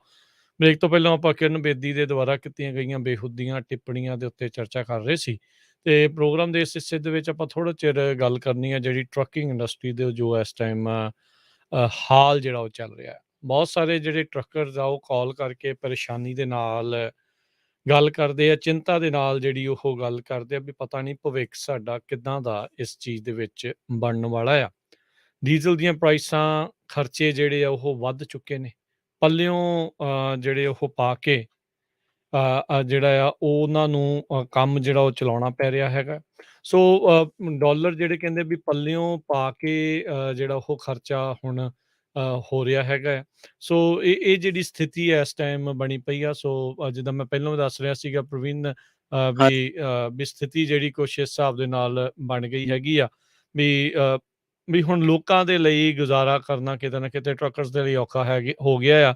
ਬਹੁਤ ਸਾਰੇ ਟਰੱਕਰਸ ਹੁਣ ਇਹ ਕਹਿ ਰਹੇ ਆ ਵੀ ਅਸੀਂ ਟਰੱਕ ਆਪਣੇ ਖਿਲਾਰ ਰਹੇ ਹਾਂ, ਸਾਡੇ ਕੋਲੋਂ ਹੁਣ ਕੰਮ ਜਿਹੜਾ ਉਹ ਹੋ ਨਹੀਂ ਸਕਦਾ, ਕਿਉਂਕਿ ਜੇ ਚੱਲਣਾ ਹੈ ਟਰੱਕ ਤੇ ਤਾਂ ਬੇਸਿਕਲੀ ਆਪਣੇ ਕੋਲੋਂ ਪੈਸੇ ਪਾ ਕੇ, ਡਾਲਰ ਪਾ ਕੇ ਜਿਹੜਾ ਉਹ ਚਲਾਉਣਾ ਪੈ ਰਿਹਾ ਆ। ਸੋ ਇਹ ਇੱਕ ਸਥਿਤੀ ਜਿਹੜੀ ਟਰੱਕਿੰਗ ਇੰਡਸਟਰੀ ਦੇ ਵਿੱਚ ਆਣ ਪਈ ਹੈਗੀ। ਲੋਡਾਂ ਦੇ ਰੇਟ ਘਟ ਚੁੱਕੇ ਨੇ, ਡੀਜ਼ਲ ਦੇ ਪ੍ਰਾਈਸ ਵੱਧ ਚੁੱਕੇ ਨੇ, ਮਹਿੰਗੇ ਟਰੱਕ ਖਰੀਦੇ ਹੋਏ ਨੇ, ਇੰਟਰਸਟ ਰੇਟ ਬਹੁਤ ਜ਼ਿਆਦਾ ਜਿਹੜਾ ਉਸ ਦੇ ਉੱਤੇ ਜਿਹੜੇ ਚੱਕੇ ਸੀਗੇ ਉਹ ਉਸ ਹਿਸਾਬ ਦੇ ਨਾਲ ਉਦੋਂ ਚੱਕ ਰਹੇ, ਉਦੋਂ ਸਾਰਿਆਂ ਨੂੰ ਕਿਤੇ ਉਹਨਾਂ ਨੂੰ ਇਹ ਲੱਗਾ ਵੀ ਇਹ ਤਾਂ ਹੁਣ ਪ੍ਰਾਈਸ ਤਾਂ ਦੇ ਤਾਂ ਹੀ ਜਾਣੇ ਆ, ਕਦੀ ਠਾਂ ਆਉਣੇ ਨਹੀਂ ਆ। ਪਰ ਇਸ ਝਟਕੇ ਨੇ ਹੁਣ ਚੰਗਾ ਜਿਹੜਾ ਉਹ ਝਟਕਾ ਇਸ ਇੰਡਸਟਰੀ ਨੂੰ ਦੇ ਦਿੱਤਾ ਹੈਗਾ ਆ। ਸੋ ਇਹਦੇ ਕਰਕੇ ਬੜੀ ਪ੍ਰੋਬਲਮ ਦੇ ਵਿੱਚੋਂ ਇਸ ਟਾਈਮ ਇੰਡਸਟਰੀ ਆ ਉਹ ਲੰਘ ਰਹੀ ਆ। ਲੋਕਾਂ ਨੂੰ ਆਈਦਰ ਹੁਣ ਦੇਖੋ, ਜੇ ਉਹਨਾਂ ਨੇ ਖਰਚੇ ਪੂਰੇ ਕਰਨੇ ਆ ਫਿਰ ਉਹਨਾਂ ਨੂੰ ਗੈਰ ਕਾਨੂੰਨੀ ਢੰਗ ਨਾਲ ਚਲਾਉਣਾ ਪਊਗਾ। ਆਵਰਸ ਆਫ ਸਰਵਿਸ ਦੀ ਜਿਹੜੀਆਂ ਉਹ ਧੱਜੀਆਂ ਉਡਾਉਣੀਆਂ ਪੈਣਗੀਆਂ, ਜਿਹੜਾ ਕਾਨੂੰਨ ਰੈਗੂਲੇਸ਼ਨ ਆ ਉਸ ਦੀਆਂ, ਤੇ ਜਾਂ ਫਿਰ ਉਹਨਾਂ ਨੂੰ ਘਰੇ ਜਿਹੜਾ ਉਹ ਬਹਿਣਾ ਪਊਗਾ।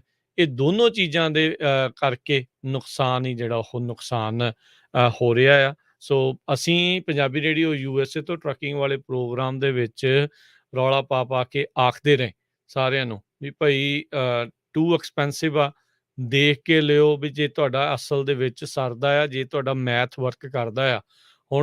ਹੁਣ ਤਾਂ ਇਦਾਂ ਪ੍ਰਵੀਨ ਬਣਿਆ ਪਿਆ, ਜਿਨ੍ਹਾਂ ਦੇ ਤਾਂ ਪੁਰਾਣੇ ਜਿਹੜੇ ਉਹ ਚੱਲ ਰਹੇ ਆ ਉਹ ਤਾਂ ਮੇਬੀ ਗੁਜ਼ਾਰਾ ਕਰ ਲੈਣਗੇ, ਪਰ ਹੁਣ ਦੂਜਿਆਂ ਦੇ ਲਈ, ਨਵਿਆਂ ਦੇ ਲਈ ਬੜੀ ਮੁਸ਼ਕਲ ਜਿਹੜੀ ਉਹ ਆਣ ਪਈ ਆ। ਮਹਿੰਗੀਆਂ ਚੀਜ਼ਾਂ, ਮਹਿੰਗਾ ਇਕਵਿਪਮੈਂਟ ਖਰੀਦ ਕੇ ਤੇ ਘੱਟ ਰੇਟਸ ਦੇ ਉੱਤੇ ਜਿਹੜਾ ਹੁਣ ਚਲਾਉਣਾ ਆ, ਉਹ ਉਹਨਾਂ ਦੇ ਲਈ ਬਹੁਤ ਜ਼ਿਆਦਾ ਮੁਸ਼ਕਿਲ ਦਾ ਸਬੱਬ ਜਿਹੜਾ ਉਹ ਬਣ ਚੁੱਕਾ ਹੈ, ਜਿਸ ਕਰਕੇ ਟਰੱਕਿੰਗ ਇੰਡਸਟਰੀ 'ਚੋਂ ਕਈ ਲੋਕ ਆਊਟ ਹੋ ਰਹੇ ਨੇ ਜਾਂ ਆਊਟ ਹੋਣ ਵੱਲ ਨੂੰ ਜਿਹੜਾ ਉਹ ਵੱਧ ਰਹੇ ਨੇ, ਬਾਹਰ ਵੱਲ ਨੂੰ ਜਿਹੜਾ ਆ।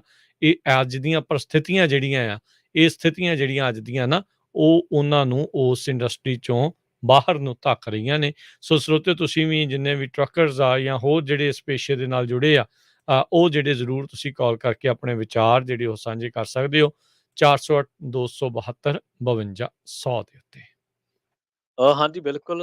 ਹਰੇਕ ਕਾਰੋਬਾਰ ਰਾਜ ਦੀ ਜਿਹੜਾ ਚਲਾਇਆ ਜਾਂਦਾ ਉਹ ਪ੍ਰੋਫਿਟ ਵਾਸਤੇ ਹੀ ਹੁੰਦਾ। ਹਰੇਕ ਕਾਰੋਬਾਰ, ਬਿਜ਼ਨਸ ਨੂੰ ਜਦੋਂ ਬੰਦਾ ਤੋਰਦਾ ਹੈ, ਤਾਂ ਉਹਨੂੰ ਇਹ ਹੁੰਦਾ ਕਿ 4 ਪੈਸੇ ਬਣਨ, 4 ਛਿੱਲੜ ਬਣਨ, ਤਾਂ ਫਿਰ ਚਲੋ, ਕਿਉਂਕਿ ਫਾਈਨੈਂਸ ਇੱਕ ਬਹੁਤ ਵੱਡਾ ਐਸਪੈਕਟ ਹੈ, ਪੈਸਾ ਬਹੁਤ ਵੱਡਾ ਐਸਪੈਕਟ ਹੈ, ਤੇ ਜੇਕਰ ਪੈਸਾ ਬਣੂ ਹੀ ਨਾ, ਫਿਰ ਬੰਦਾ ਕਾਰੋਬਾਰ ਕਰਕੇ ਹੀ ਕਰੂ। ਲੰਘੇ ਦਿਨੀ ਮੇਰੇ ਖਿਆਲ ਹੈ ਕਿ ਬਹੁਤ ਵੱਡੀ ਆਲੋਚਨਾ ਵੀ ਸਾਨੂੰ ਝੱਲਣੀ ਪਈ ਇਸੇ ਬਦਲੇ। ਜਦੋਂ ਸ਼ੁਰੂ ਦੇ ਵਿੱਚ ਮਾਰਚ ਦੀ ਸ਼ੁਰੂਆਤ ਹੋ ਰਹੀ ਸੀਗੀ, ਉਦੋਂ ਆਪਾਂ ਚਰਚਾ ਕਰਦੇ ਰਹੇ ਹਾਂ। ਫਿਰ ਅਪ੍ਰੈਲ ਦੇ ਵਿੱਚ ਕਿ ਤੁਸੀਂ ਸ਼ਾਇਦ ਡਰਾ ਰਹੇ ਹੋ, ਤੁਸੀਂ ਸ਼ਾਇਦ ਇਹਨਾਂ ਚੀਜ਼ਾਂ ਤੋਂ ਲੋਕਾਂ ਨੂੰ ਥੋੜ੍ਹਾ ਜਿਹਾ ਇਹ ਕਰ ਰਹੇ ਹੋ ਕਿ ਲੋਕ ਖੌਫਜ਼ਦਾ ਹੋ ਜਾਣ। ਪਰ ਉਹਦੇ ਵਿੱਚ ਹੂੰ, ਕਿਉਂਕਿ ਹਮੇਸ਼ਾ ਅਸੀਂ ਕਹਿੰਦੇ ਹਾਂ ਕਿ ਸਾਡਾ ਕੰਮ ਸਿਰਫ਼ ਜਾਣਕਾਰੀਆਂ ਤੁਹਾਡੇ ਤੱਕ ਪਹੁੰਚਾਉਣ ਦਾ ਹੈ। ਜਾਣਕਾਰੀਆਂ ਤੋੜ-ਮਰੋੜਨਾ ਜਾਂ ਤੁਹਾਨੂੰ ਖੌਫਜ਼ਦਾ ਕਰਨਾ ਸਾਡਾ ਕੰਮ ਹੈ ਜਿਹੜਾ ਉਹ ਨਹੀਂ ਹੈਗਾ। ਸੋ ਇਹਦੀ ਚਰਚਾ ਬਹੁਤ ਚਿਰ ਤੋਂ ਕਰ ਰਹੇ ਸੀ।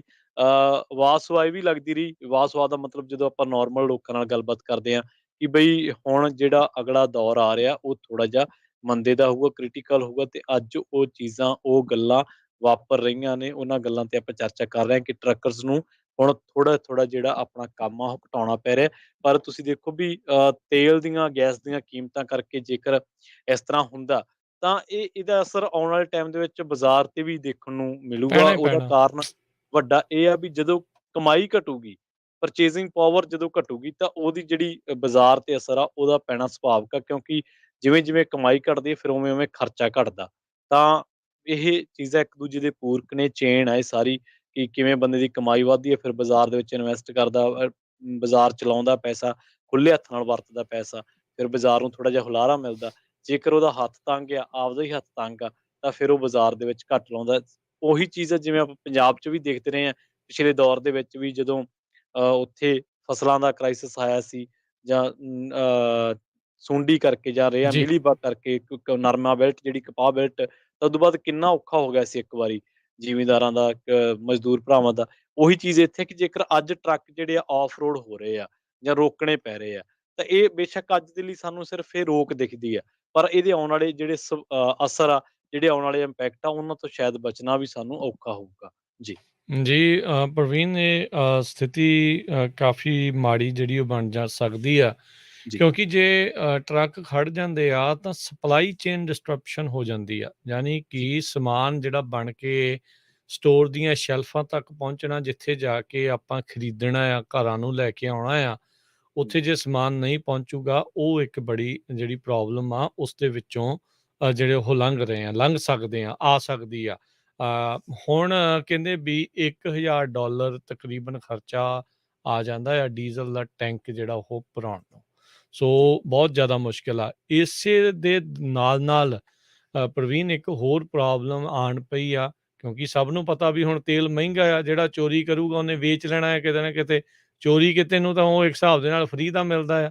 ਉਹ ਕੀ ਕਰ ਰਿਹਾ, ਜਿਹੜੇ ਚੋਰ ਨੇ ਉਹ ਡੀਜ਼ਲ ਟੈਂਕਾਂ ਨੂੰ ਇੱਕ ਤਾਂ ਭੰਨ ਵੀ ਰਹੇ ਆ, ਤੋੜ ਵੀ ਰਹੇ ਆ, ਸਾਈਫਨ ਕਰ ਰਹੇ ਆ, ਨੁਕਸਾਨ ਪਹੁੰਚਾ ਰਹੇ ਆ।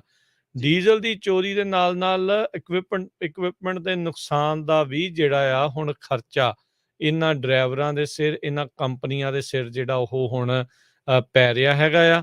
ਉਹ ਇੱਕ ਹੋਰ ਵੱਡੀ ਜਿਹੜੀ ਆ ਉਹ ਪ੍ਰੋਬਲਮ ਆ ਰਹੀ ਹੈਗੀ ਆ। ਸੋ ਕਹਿੰਦੇ ਵੀ ਇੱਕ ਥਾਂ ਦੇ ਉੱਤੇ ਟੈਂਕ ਦੇ ਵਿੱਚ ਮੋਰੀ ਕਰਕੇ ਜਿਹੜਾ ਉਹ ਸਿੱਧਾ ਹੀ ਜਿਹੜਾ ਉਹ ਤੇਲ ਆ ਉਹ ਹੁਣ ਕੱਢਣ ਲੱਗ ਗਏ ਆ। ਇੱਕ ਕੈਲੀਫੋਰਨੀਆ ਦੀ ਤਾਂ ਟਰੱਕ ਰੈਂਟਲ ਕੰਪਨੀ ਇੰਨੀ ਪਰੇਸ਼ਾਨ ਆ, ਕਹਿੰਦੀ ਇਹਦੇ ਨਾਲੋਂ ਤਾਂ ਭਾਈ ਅਸੀਂ ਸਿੱਧੇ ਤੁਹਾਨੂੰ ਡਾਲਰ ਹੀ ਫੜਾ ਦਈਏ ਇਹਨਾਂ ਚੋਰਾਂ ਨੂੰ, ਵੀ ਤੁਸੀਂ ਸਾਡਾ ਨੁਕਸਾਨ ਕਰੋ, ਡੀਜ਼ਲ ਜਿਹੜਾ ਚੋਰੀ ਕਰਨਾ ਉਹਨੇ ਦਾ ਤਾਂ ਤੁਸੀਂ ਸਾਡੇ ਕੋਲ ਉਹ ਡਾਲਰ ਜਿਹੜਾ ਉਹ ਲੈ ਜਾਓ, ਵੀ ਅਸੀਂ ਕਰੀਏ ਤਾਂ ਕਰੀਏ ਕੀ।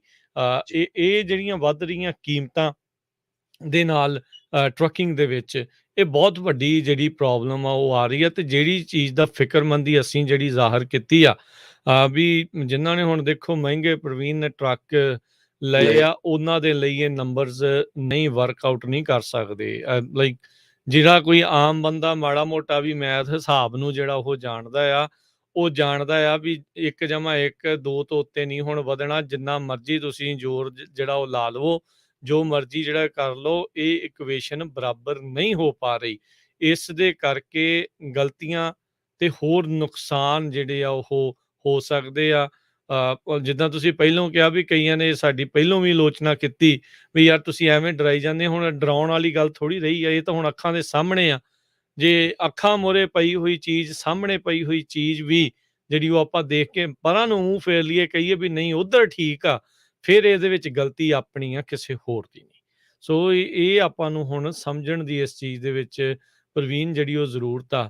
ਸਾਡੇ ਇੱਥੇ ਕਈ ਜਿਹੜੇ ਕਾਲ ਕਰਕੇ ਕਹਿੰਦੇ ਆ ਪ੍ਰਵੀਨ ਵੀ ਸਾਨੂੰ ਦੱਸੋ ਵੀ ਅਸੀਂ ਜਿਹੜੇ ਟਰੱਕ ਖਰੀਦੇ ਸੀ ਅਸੀਂ ਵਾਪਸ ਜਿਹੜਾ ਉਹ ਕਰਨਾ ਚਾਹੁੰਦੇ ਆ।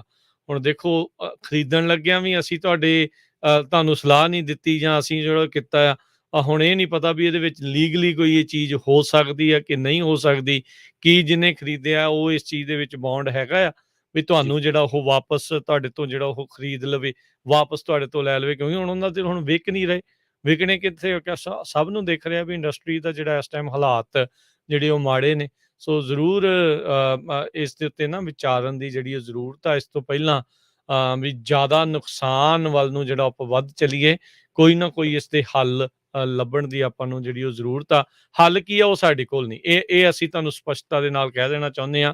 ਹੱਲ ਸਾਡੇ ਕੋਲ ਨਹੀਂ ਆ। ਅਸੀਂ ਇਹ ਆ ਵੀ ਤੁਹਾਡੀ ਆਵਾਜ਼ ਜਿਹੜੀ ਉਹ ਜ਼ਰੂਰ ਬਣ ਸਕਦੇ ਆ ਵੀ ਤੁਸੀਂ ਕੀ ਚਾਹੁੰਦੇ ਹੋ ਵੀ ਕਿੱਦਾਂ ਕੋਈ ਚੀਜ਼ ਹੋਵੇ ਜਿਸ ਦੇ ਨਾਲ ਕੁਝ ਸੋਲਿਊਸ਼ਨ ਜਿਹੜਾ ਉਹ ਆ ਸਕੇ। ਉਹ ਤੁਸੀਂ ਜ਼ਰੂਰ ਆ ਕੇ ਆਪਣੇ ਵਿਚਾਰ ਜਿਹੜੇ ਇਸ ਦੇ ਬਾਬਤ ਸਾਂਝੇ ਕਰ ਸਕਦੇ ਆ 408 272 5200 ਤੇ। ਰਾਜ ਜੀ, ਜਾਂਦੇ ਜਾਂਦੇ ਇੱਕ ਆਪਣੇ ਨਾਲ ਕਾਲਰ ਜੁੜੇ ਹੋਏ ਨੇ ਕਾਫੀ ਟਾਈਮ ਤੋਂ, ਉਹਨਾਂ ਦੀ ਜਿਹੜੀ ਰਾਏ ਆ ਸ਼ਾਮਲ ਕਰਦੇ ਆ। ਸਮਾਂ ਕਿਉਂਕਿ ਸਮਾਪਤੀ ਵਾਲੀ ਹੈ। ਸਤਿ ਸ਼੍ਰੀ ਅਕਾਲ ਅਮਰਜੀਤ ਜੀ, ਤੁਸੀਂ ਆਉਣੇ ਹੋ ਜੀ। ਸਤਿ ਸ਼੍ਰੀ ਅਕਾਲ ਪ੍ਰਵੀਨ ਭਾਜੀ, ਸਤਿ ਸ਼੍ਰੀ ਅਕਾਲ ਰਾਜ ਭਾਜੀ। ਸਤਿ ਸ਼੍ਰੀ ਅਕਾਲ ਜੀ। ਭਾਈ ਜਿਹੜਾ ਡਾਊਨਹਿਲ ਸਪਾਈਰੋ ਟਰੱਕਾਂ ਦਾ ਸ਼ੁਰੂ 2019 ਵਿੱਚ ਹੋ ਗਿਆ ਸੀਗਾ ਜੀ, ਕਰਕੇ ਜਿੱਦਾਂ ਮੈਂ ਨਵੰਬਰ ਪਹਿਲੇ ਸਾਲ ਓਨਰ ਆਪਰੇਟਰ ਦਾ ਕੰਮ ਛੱਡਤਾ ਜੀ, ਮੈਂ ਕੇਲੀ ਡਰਾਈਵ ਕਰਨ ਲੱਗ ਪਿਆ ਸੀਗਾ। ਪਰ ਜਿੱਦਾਂ ਪਹਿਲਾਂ 8 ਸਾਲ ਮੈਂ ਆਪ ਹੀ ਡਿਸਪੈਚ ਕੀਤਾ ਆਪਦਾ ਟਰੱਕ ਨਾ। ਅੱਜ ਮੈਂ ਲੋਡ ਲੱਭਦਾ, ਮੈਨੂੰ ਚੇਤਾ ਨਾ 2019 ਵਿੱਚ ਜਦੋਂ ਬ੍ਰੋਕਰਾਂ ਨਾਲ ਗੱਲ ਕਰਦੇ ਹੁੰਦੇ ਸੀ, ਉਹ ਬੜਾ ਨਾ ਜਿੱਦਾਂ ਸਾਡੇ ਗੱਲ ਹੀ ਕਰਦੇ ਕਹਿੰਦੇ ਲੋਡ ਚੱਕਣਾ ਚੱਕ ਲਾ, ਨਹੀਂ ਤਾਂ ਸਾਡੇ ਕੋਲ 10 ਦਾ ਕਾਲਰ ਹੋਰ ਆਨਲਾਈਨ ਵੇਟ ਕਰਦੇ ਆ, ਹੋਲਡ ਤੇ ਆ। ਸੋ ਇਹ ਹੁਣ ਨਹੀਂ ਸ਼ੁਰੂ ਹੋਇਆ, ਇਹ ਮੈਂ ਕਹਿ ਸਕਦਾ ਵੀ ਪਹਿਲਾਂ ਤਾਂ ਸ਼ੁਰੂ ਹੋਇਆ ਡਾਊਨਹਿਲ ਸਪਾਈਰੋ। ਪਰ ਜਦੋਂ ਕਰੋਨਾ ਆਇਆ ਉਹ ਥੋੜਾ ਜਿਹਾ ਅਨਪ੍ਰੈਜ਼ੈਂਟਡ ਟਾਈਮ ਸੀਗਾ, ਡਿਫਰੈਂਟ ਟਾਈਮ ਸੀਗਾ ਵੀ ਸਪਲਾਈ ਐਂਡ ਡਿਮਾਂਡ ਦੀ ਨਾ ਗੱਲ ਚੱਲ ਪਈ। ਜਿੱਦਾਂ ਵੀ ਸਪਲਾਈ ਘੱਟ ਸੀਗਾ ਤੇ ਟਰੱਕਾਂ ਦੀ ਜਿੱਦਾਂ ਡਿਮਾਂਡ ਵੱਧ ਗਈ, ਉਹਨਾਂ ਰੇਟ 1.5 ਸਾਲ ਬਹੁਤ ਰਿਹਾ, ਜਿੱਦਾਂ ਲੋਕਾਂ ਨੇ ਪੈਸੇ ਬਹੁਤ ਬਣਾਏ। ਪਰ ਜਿੱਦਾਂ ਇਹ ਸ਼ੁਰੂ ਤਾਂ ਹੋਇਆ ਪਹਿਲਾਂ ਤੋਂ ਕੰਮ ਇਹ ਡਾਊਨਹਿਲ, ਹੁਣ ਆਪਾਂ ਦੇਖਦੇ ਹਾਂ ਵੀ ਉਹ ਹੀ ਜਿੱਦਾਂ ਰਿਦਮ ਜਿਹਾ ਚੱਲ ਪਿਆ ਦੁਬਾਰਾ, ਜਿੱਦਾਂ ਜੇ ਉਹ 2019 ਸ਼ੁਰੂ ਹੋਇਆ ਸੀਗਾ। ਹੁਣ ਜੇ ਕੋਈ ਜਣਾ ਟਰੱਕ ਲੈਂਦਾ ਉਹ ਸੋਚਦਾ ਵੀ ਏਦਾਂ ਹੀ ਰਹਿਣਾ, ਏਦਾਂ ਰੇਟ ਹਾਈ ਰਹਿਣੇ ਆ, ਏਦਾਂ ਨਹੀਂ ਰਹਿੰਦਾ। ਇਹ ਕਦੇ ਕਦੇ ਏਦਾਂ ਦੇ ਟਾਈਮ ਆਉਂਦਾ ਜਿਹੜਾ ਕਰੋਨਾ ਆਇਆ ਵੀ ਵੰਸ ਸੈਂਚੁਰੀ ਆ ਨਾ, ਵੀ ਸਾਨੂੰ ਰੇਟ ਵਾਧੂ ਪ੍ਰਾਈਸ ਤੇ ਮਿਲਣ ਲੱਗ ਪਣੇ ਆ।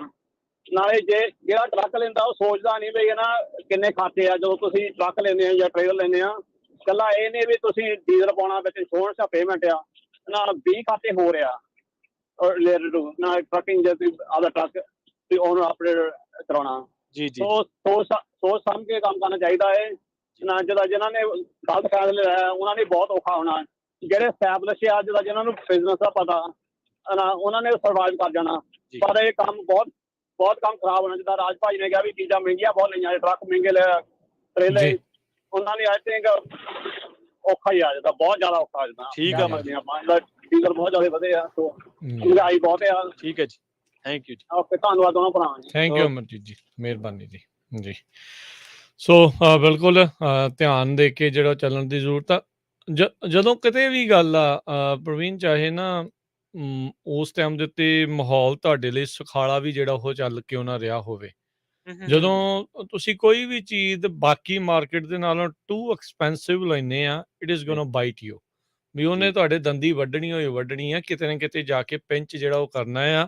ਕਈ ਵਾਰੀ ਹੁਣ ਨਹੀਂ, ਥੋੜੇ ਸਮੇਂ ਬਾਅਦ ਜਾ ਕੇ ਜਿਹੜਾ ਉਹ ਚੀਜ਼ ਕਰਦੀ ਆ। ਤਾਂ ਆਪਾਂ ਕੁਛ ਮਹੀਨਿਆਂ ਦੇ ਵਿੱਚ ਇਹ ਪੂਰੀ ਇੰਡਸਟਰੀ ਫਲਿੱਪ ਹੁੰਦੀ ਦੇਖੀ ਆ। ਅੱਜ ਤੋਂ ਕੁਛ ਮਹੀਨੇ ਪਹਿਲਾਂ, ਮੇ ਵੀ 2-3 ਮਹੀਨੇ ਪਹਿਲਾਂ ਧੜਾ ਧੜ ਲੋਕ ਇਹੀ ਗੱਲਾਂ ਜਿਹੜੀਆਂ ਉਹ ਚੱਲ ਰਹੀਆਂ ਸੀ 3 ਮਹੀਨੇ ਪਹਿਲਾਂ, ਵੀ ਉਹ ਕਿਸੇ ਨੇ 2.5 ਦਾ ਲੈ ਲਿਆ, ਉਹ ਕਿਤੇ ਇੰਨੇ ਦਾ ਹੋ ਗਿਆ, ਉਹ ਟ੍ਰੇਲਰ ਵੀ ਲੱਖ ਤੋਂ ਉੱਤੇ ਜਿਹੜਾ ਉਹ ਬਣ ਗਿਆ ਆ, ਉਹ ਚੀਜ਼ ਜਿਹੜੀ ਹੋ ਗਈ ਆ। ਗੱਲਾਂ ਸੁਣਦੇ ਸੀਗੇ ਵੀ ਜਿਹੜੇ ਪੁਰਾਣੇ ਆ ਇੰਡਸਟਰੀ 'ਚ ਉਹਨਾਂ ਨੂੰ ਨਹੀਂ ਵੇਚ ਰਹੇ, ਜਿਹੜੇ ਨਵੇਂ ਆ ਰਹੇ ਆ ਉਹਨਾਂ ਨੂੰ ਵੇਚ ਰਹੇ ਆ, ਕਿਉਂਕਿ ਉਹਨਾਂ ਨੂੰ ਪਤਾ ਆ ਵੀ ਇਹਨਾਂ ਨੇ ਮਹਿੰਗੇ ਜਿਹੜੇ ਉਹ ਖਰੀਦ ਲੈਣੇ ਆ। ਉਹ ਵੀ ਜਿਹੜੇ ਸੇਲਸ ਪਰਸਨ ਆ ਉਹਨਾਂ ਨੂੰ ਤਾਂ ਆਪਣੇ ਬੈਨੀਫਿਟ ਦੇ ਨਾਲ, ਪ੍ਰੋਫਿਟ ਦੇ ਨਾਲ ਜਿਹੜਾ ਉਹ ਮਤਲਬ ਹੈਗਾ ਆ। ਤੇ ਲੋਕ ਜੱਕੋ ਤੱਕੀ ਭੇਡ ਚਾਲ ਦੇ ਵਿੱਚ ਉਹਨਾਂ ਨੇ ਇਹ ਸਾਰੀਆਂ ਚੀਜ਼ਾਂ ਜਿਹੜੀਆਂ ਖਰੀਦੀਆਂ। ਅਸੀਂ ਤਾਂ ਭਾਈ ਅਰਦਾਸ ਕਰਦੇ ਆ ਵੀ ਤੁਹਾਡੇ ਇਕਵਿਪਮੈਂਟ ਵੀ ਬਚਿਆ ਰਵੇ ਤੇ ਸਾਰਾ ਕੁਝ ਜਿਹੜਾ ਉਹ ਜਲਦ ਠੀਕ ਹੋ ਜਾਵੇ। ਪਰ ਹਾਲਾਤ ਇਦਾਂ ਦੇ ਜਿਹੜੇ ਆ ਉਹ ਥੋੜੇ ਜਿਹੇ ਬੇਕਾਬੂ ਜੇ ਹੁੰਦੇ ਜਾ ਰਹੇ ਆ। ਰੀਜ਼ਨ ਉਹਦੇ ਵਿੱਚ ਨਾਲ ਮੈਂ ਕਿਉਂ ਇਹ ਚੀਜ਼ ਕਹਿ ਰਿਹਾ ਪ੍ਰਵੀਨ, ਅੱਜ ਫੈਡ ਨੇ 0.5% 0.75 ਬੇਸਿਸ ਪੁਆਇੰਟ ਇੰਟਰਸਟ ਰੇਟ ਦੇ ਵਿੱਚ ਵਾਧਾ ਕਰਤਾ ਆ। ਉਹ ਸਾਰੀਆਂ ਚੀਜ਼ਾਂ ਜਿਹੜੀਆਂ ਲੋਨ ਦੇ ਉੱਤੇ ਹੁੰਦੀਆਂ ਆ, ਉਹਨਾਂ ਦੇ ਇੰਟਰਸਟ ਰੇਟ ਜਿਹੜੇ ਆ ਹੋਰ ਜ਼ਿਆਦਾ ਜਿਹੜੇ ਹੁਣ ਵੱਧ ਜਾਣੇ ਹੈਗੇ ਆ। ਉਹਨਾਂ 'ਚ ਟਰੱਕਿੰਗ ਇਕੁਇਪਮੈਂਟ ਵੀ ਆਉਂਦਾ ਆ, ਉਹ ਸਾਰੀਆਂ ਚੀਜ਼ਾਂ ਵੀ ਜਿਹੜੀਆਂ ਉਹ ਆਉਂਦੀਆਂ ਹੈਗੀਆਂ ਆ। ਸੋ ਕਾਫੀ ਜ਼ਿਆਦਾ ਇਸ ਵੱਲ ਨੂੰ ਸੰਕੇਤ ਜਿਹੜੇ ਆ ਰਹੇ ਆ ਵੀ ਮੰਦੀ ਦਾ ਦੌਰ ਜਾਂ ਤੇ ਲੋਕੀ ਕਹਿਣੋਂ ਜਿਹੜੇ ਉਹ ਕਤਰਾ ਰਹੇ ਆ, ਤੇ ਕਈ ਜਿਹੜੇ ਉਹ ਥੋੜਾ ਏਦਾਂ ਦੀ ਕੱਢਦੇ ਆ ਗੱਲ ਨੂੰ ਵੀ ਨਹੀਂ ਜੀ ਮੰਦੀ ਤਾਂ ਆਈ ਪਈ ਆ, ਇਹ ਦੌਰ ਤਾਂ ਜਿਹੜਾ ਉਹ ਚੱਲਣਾ ਸ਼ੁਰੂ ਹੋ ਗਿਆ ਆ। ਜੇ ਨਹੀਂ ਆਇਆ ਤੇ ਆਉਣ ਦੀ ਕਗਾਰ ਉਹਦੇ ਤੇ ਦਰਵਾਜ਼ੇ ਤੇ ਆਪਾਂ ਇਸ ਟਾਈਮ ਖੜੇ ਆ। ਸੋ ਆਪਾਂ ਨੂੰ ਸਾਰਿਆਂ ਨੂੰ ਬਹੁਤ ਹੀ ਇਤਮਾਨਾਨ ਦੇ ਨਾਲ, ਠੰਡੇ ਦਿਮਾਗ ਦੇ ਨਾਲ ਸੋਚ ਸਮਝ ਕੇ ਹੁਣ ਕੋਈ ਵੀ ਚੀਜ਼ ਮਹਿੰਗੀ ਬਾਏ ਕਰਨੀ ਆ ਉਹਦੇ ਹਿਸਾਬ ਦੇ ਨਾਲ ਜਿਹੜਾ ਉਹ ਦੇਖਣਾ ਪੈਣਾ। ਜੇ ਤੁਸੀਂ ਨਹੀਂ ਅਫੋਰਡ ਕਰ ਸਕਦੇ, ਜੇ ਬਸ ਤੁਸੀਂ ਭਾਵਨਾਵਾਂ 'ਚ ਬਹਿ ਕੇ ਵੀ ਉਹਨੇ ਵੀ ਲਿਆ, ਉਹਨੇ ਵੀ ਲਿਆ, ਉਹਨੇ ਵੀ ਲਿਆ, ਮੈਂ ਵੀ ਕਰ ਦੇਵਾਂ, ਚੱਕ ਦਈਏ ਫੱਟੇ, ਗੱਲ ਹੀ ਕੋਈ ਨਹੀਂ, ਉਹ ਚੀਜ਼ ਫਿਰ ਤੁਹਾਨੂੰ ਖਰਾਬ ਕਰੂਗੀ। ਸੋ ਸੋਚ ਸਮਝ ਕੇ ਧਿਆਨ ਦੇ ਨਾਲ ਜਿਹੜਾ ਹੁਣ ਚੱਲਣ ਦਾ ਵਕਤ ਉਹ ਆਇਆ ਆ, ਸੰਜਮ ਦੇ ਨਾਲ ਜਿਹੜਾ ਉਹ ਚੱਲਣ ਦਾ ਵਕਤ ਆਇਆ ਆ। ਜੀ ਬਿਲਕੁਲ ਜੀ। ਔਰ ਅਸੀਂ ਜਿਵੇਂ ਵਾਰ-ਵਾਰ ਰਾਜ ਜੀ ਨੇ ਜ਼ਿਕਰ ਕੀਤਾ ਵੀ ਅਸੀਂ ਕਿਸੇ ਨੂੰ ਕੋਈ ਜਿਹੜੀ ਗੱਲ ਆ ਉਹ ਨਹੀਂ ਕਹਿੰਦੇ ਜਾਂ ਕੋਈ ਇਹੋ ਜਿਹੀ ਕੰਸਲਟੇਸ਼ਨ ਨਹੀਂ ਕਰਦੇ ਕਿ ਤੁਸੀਂ ਆਹ ਇੱਥੇ ਇਨਵੈਸਟ ਕਰੋ, ਤੁਸੀਂ ਇੱਥੇ ਇਨਵੈਸਟ ਕਰੋ। ਪ੍ਰੋਪਰਟੀ ਐਡਵਾਈਜ਼ਰ ਤੇ ਮੀਡੀਆ ਦੇ ਵਿੱਚ ਫ਼ਰਕ ਬੜਾ ਵਾ। ਪਰ ਹਾਂ, ਜਾਣਕਾਰੀਆਂ ਤੁਹਾਡੇ ਨਾਲ ਜਿਹੜੀਆਂ ਸ਼ੇਅਰ ਕਰਨੀਆਂ ਬਣਦੀਆਂ ਨੇ, ਕਰਦੇ ਵੀ ਆ। ਤੇ ਟਰੱਕਿੰਗ ਬਾਬਤ ਆਉਂਦੇ ਬੁੱਧਵਾਰ ਫੇਰ ਆਪਾਂ ਜਿਹੜਾ ਪ੍ਰੋਗਰਾਮ, ਕੱਲ੍ਹ ਨੂੰ ਵੀ ਪ੍ਰੋਗਰਾਮ ਹੈ ਜਿਹੜਾ, ਉਹਦੇ ਵਿੱਚ ਵੀ ਤੁਸੀਂ ਹਿੱਸੇਦਾਰੀ ਕਰ ਸਕੋਗੇ। ਜੋ ਮੌਜੂਦਾ ਟਾਈਮ ਤੇ ਜਿੱਥੇ ਇੰਡਸਟਰੀ ਖੜੀ ਆ ਜਾਂ ਕੀ ਤੁਹਾਨੂੰ ਲੱਗਦਾ ਸੰਭਾਵਨਾਵਾਂ ਕਿਵੇਂ ਵੀ ਆ, ਸਵੇਰੇ 9 ਤੋਂ 10 ਵਜੇ ਵਾਲਾ ਜਿਹੜਾ ਆਪਣਾ ਸ਼ੋਅ ਹੁੰਦਾ, ਉਹਦੇ 'ਚ ਆਪਾਂ ਤੁਹਾਡੀਆਂ ਕਾਲਸ ਵੀ ਲੈਂਦੇ ਹਾਂ ਤੇ ਉਹਦੇ 'ਚ ਇਹੀ ਡਿਸਕਸ਼ਨ ਜਿਹੜੀ ਆ ਉਹ ਹੁੰਦੀ ਹੈ। ਜੀ ਰਾਜ ਜੀ, ਸਮਾਂ ਹੁਣ ਸਮਾਪਤੀ ਵੱਲ ਆ, ਇਜਾਜ਼ਤ ਨਹੀਂ ਦਿੰਦਾ। ਲਈਏ ਜੀ ਫਿਰ ਇਜਾਜ਼ਤ। ਜੀ ਬਿਲਕੁਲ ਜੀ, ਹੁਣ ਇਜਾਜ਼ਤ ਲੈਂਦੇ ਹਾਂ, ਮਿਲਾਂਗੇ ਜੀ ਕੱਲ੍ਹ ਨੂੰ ਇੱਕ ਵਾਰੀ ਫੇਰ ਪ੍ਰੋਗਰਾਮ ਸਾਂਝੀ ਸੱਥ ਜਿਹੜਾ ਉਹ ਲੈ ਕੇ 3 ਤੋਂ 4 ਦੇ ਵਿੱਚ ਕਿਸੇ ਹੋਰ ਨਵੇਂ ਮਸਲੇ ਦੇ ਨਾਲ, ਨਵੇਂ ਮੁੱਦੇ ਦੇ ਨਾਲ ਤੁਹਾਡੀ ਸਾਥ ਦੇ ਵਿੱਚ ਆਪਾਂ ਹਾਜ਼ਰ ਹੋਵਾਂਗੇ। ਹੁਣ ਲੈਂਦੇ ਹਾਂ ਜੀ ਇਜਾਜ਼ਤ ਮੇਰੇ ਰਾਜਕਰਮਵੀਰ ਸਿੰਘ ਵੱਲੋਂ ਤੇ ਪ੍ਰਵੀਨ ਸ਼ਰਮਾ ਵੱਲੋਂ। ਤੁਹਾਨੂੰ ਸਭ ਨੂੰ ਪਿਆਰ ਸਤਿਕਾਰ ਸਹਿਤ ਨਿੱਘੀ ਜਿਹੀ ਸਤਿ ਸ੍ਰੀ ਅਕਾਲ। ਜਿਉਂਦੇ ਵਾਸਤੇ ਰਹੋ, ਹੱਸਦੇ ਖੇਡਦੇ ਰਹੋ, ਸੁਣਦੇ ਰਹੋ ਤੇ ਦੇਖਦੇ ਰਹੋ ਪੰਜਾਬੀ ਰੇਡੀਓ USA।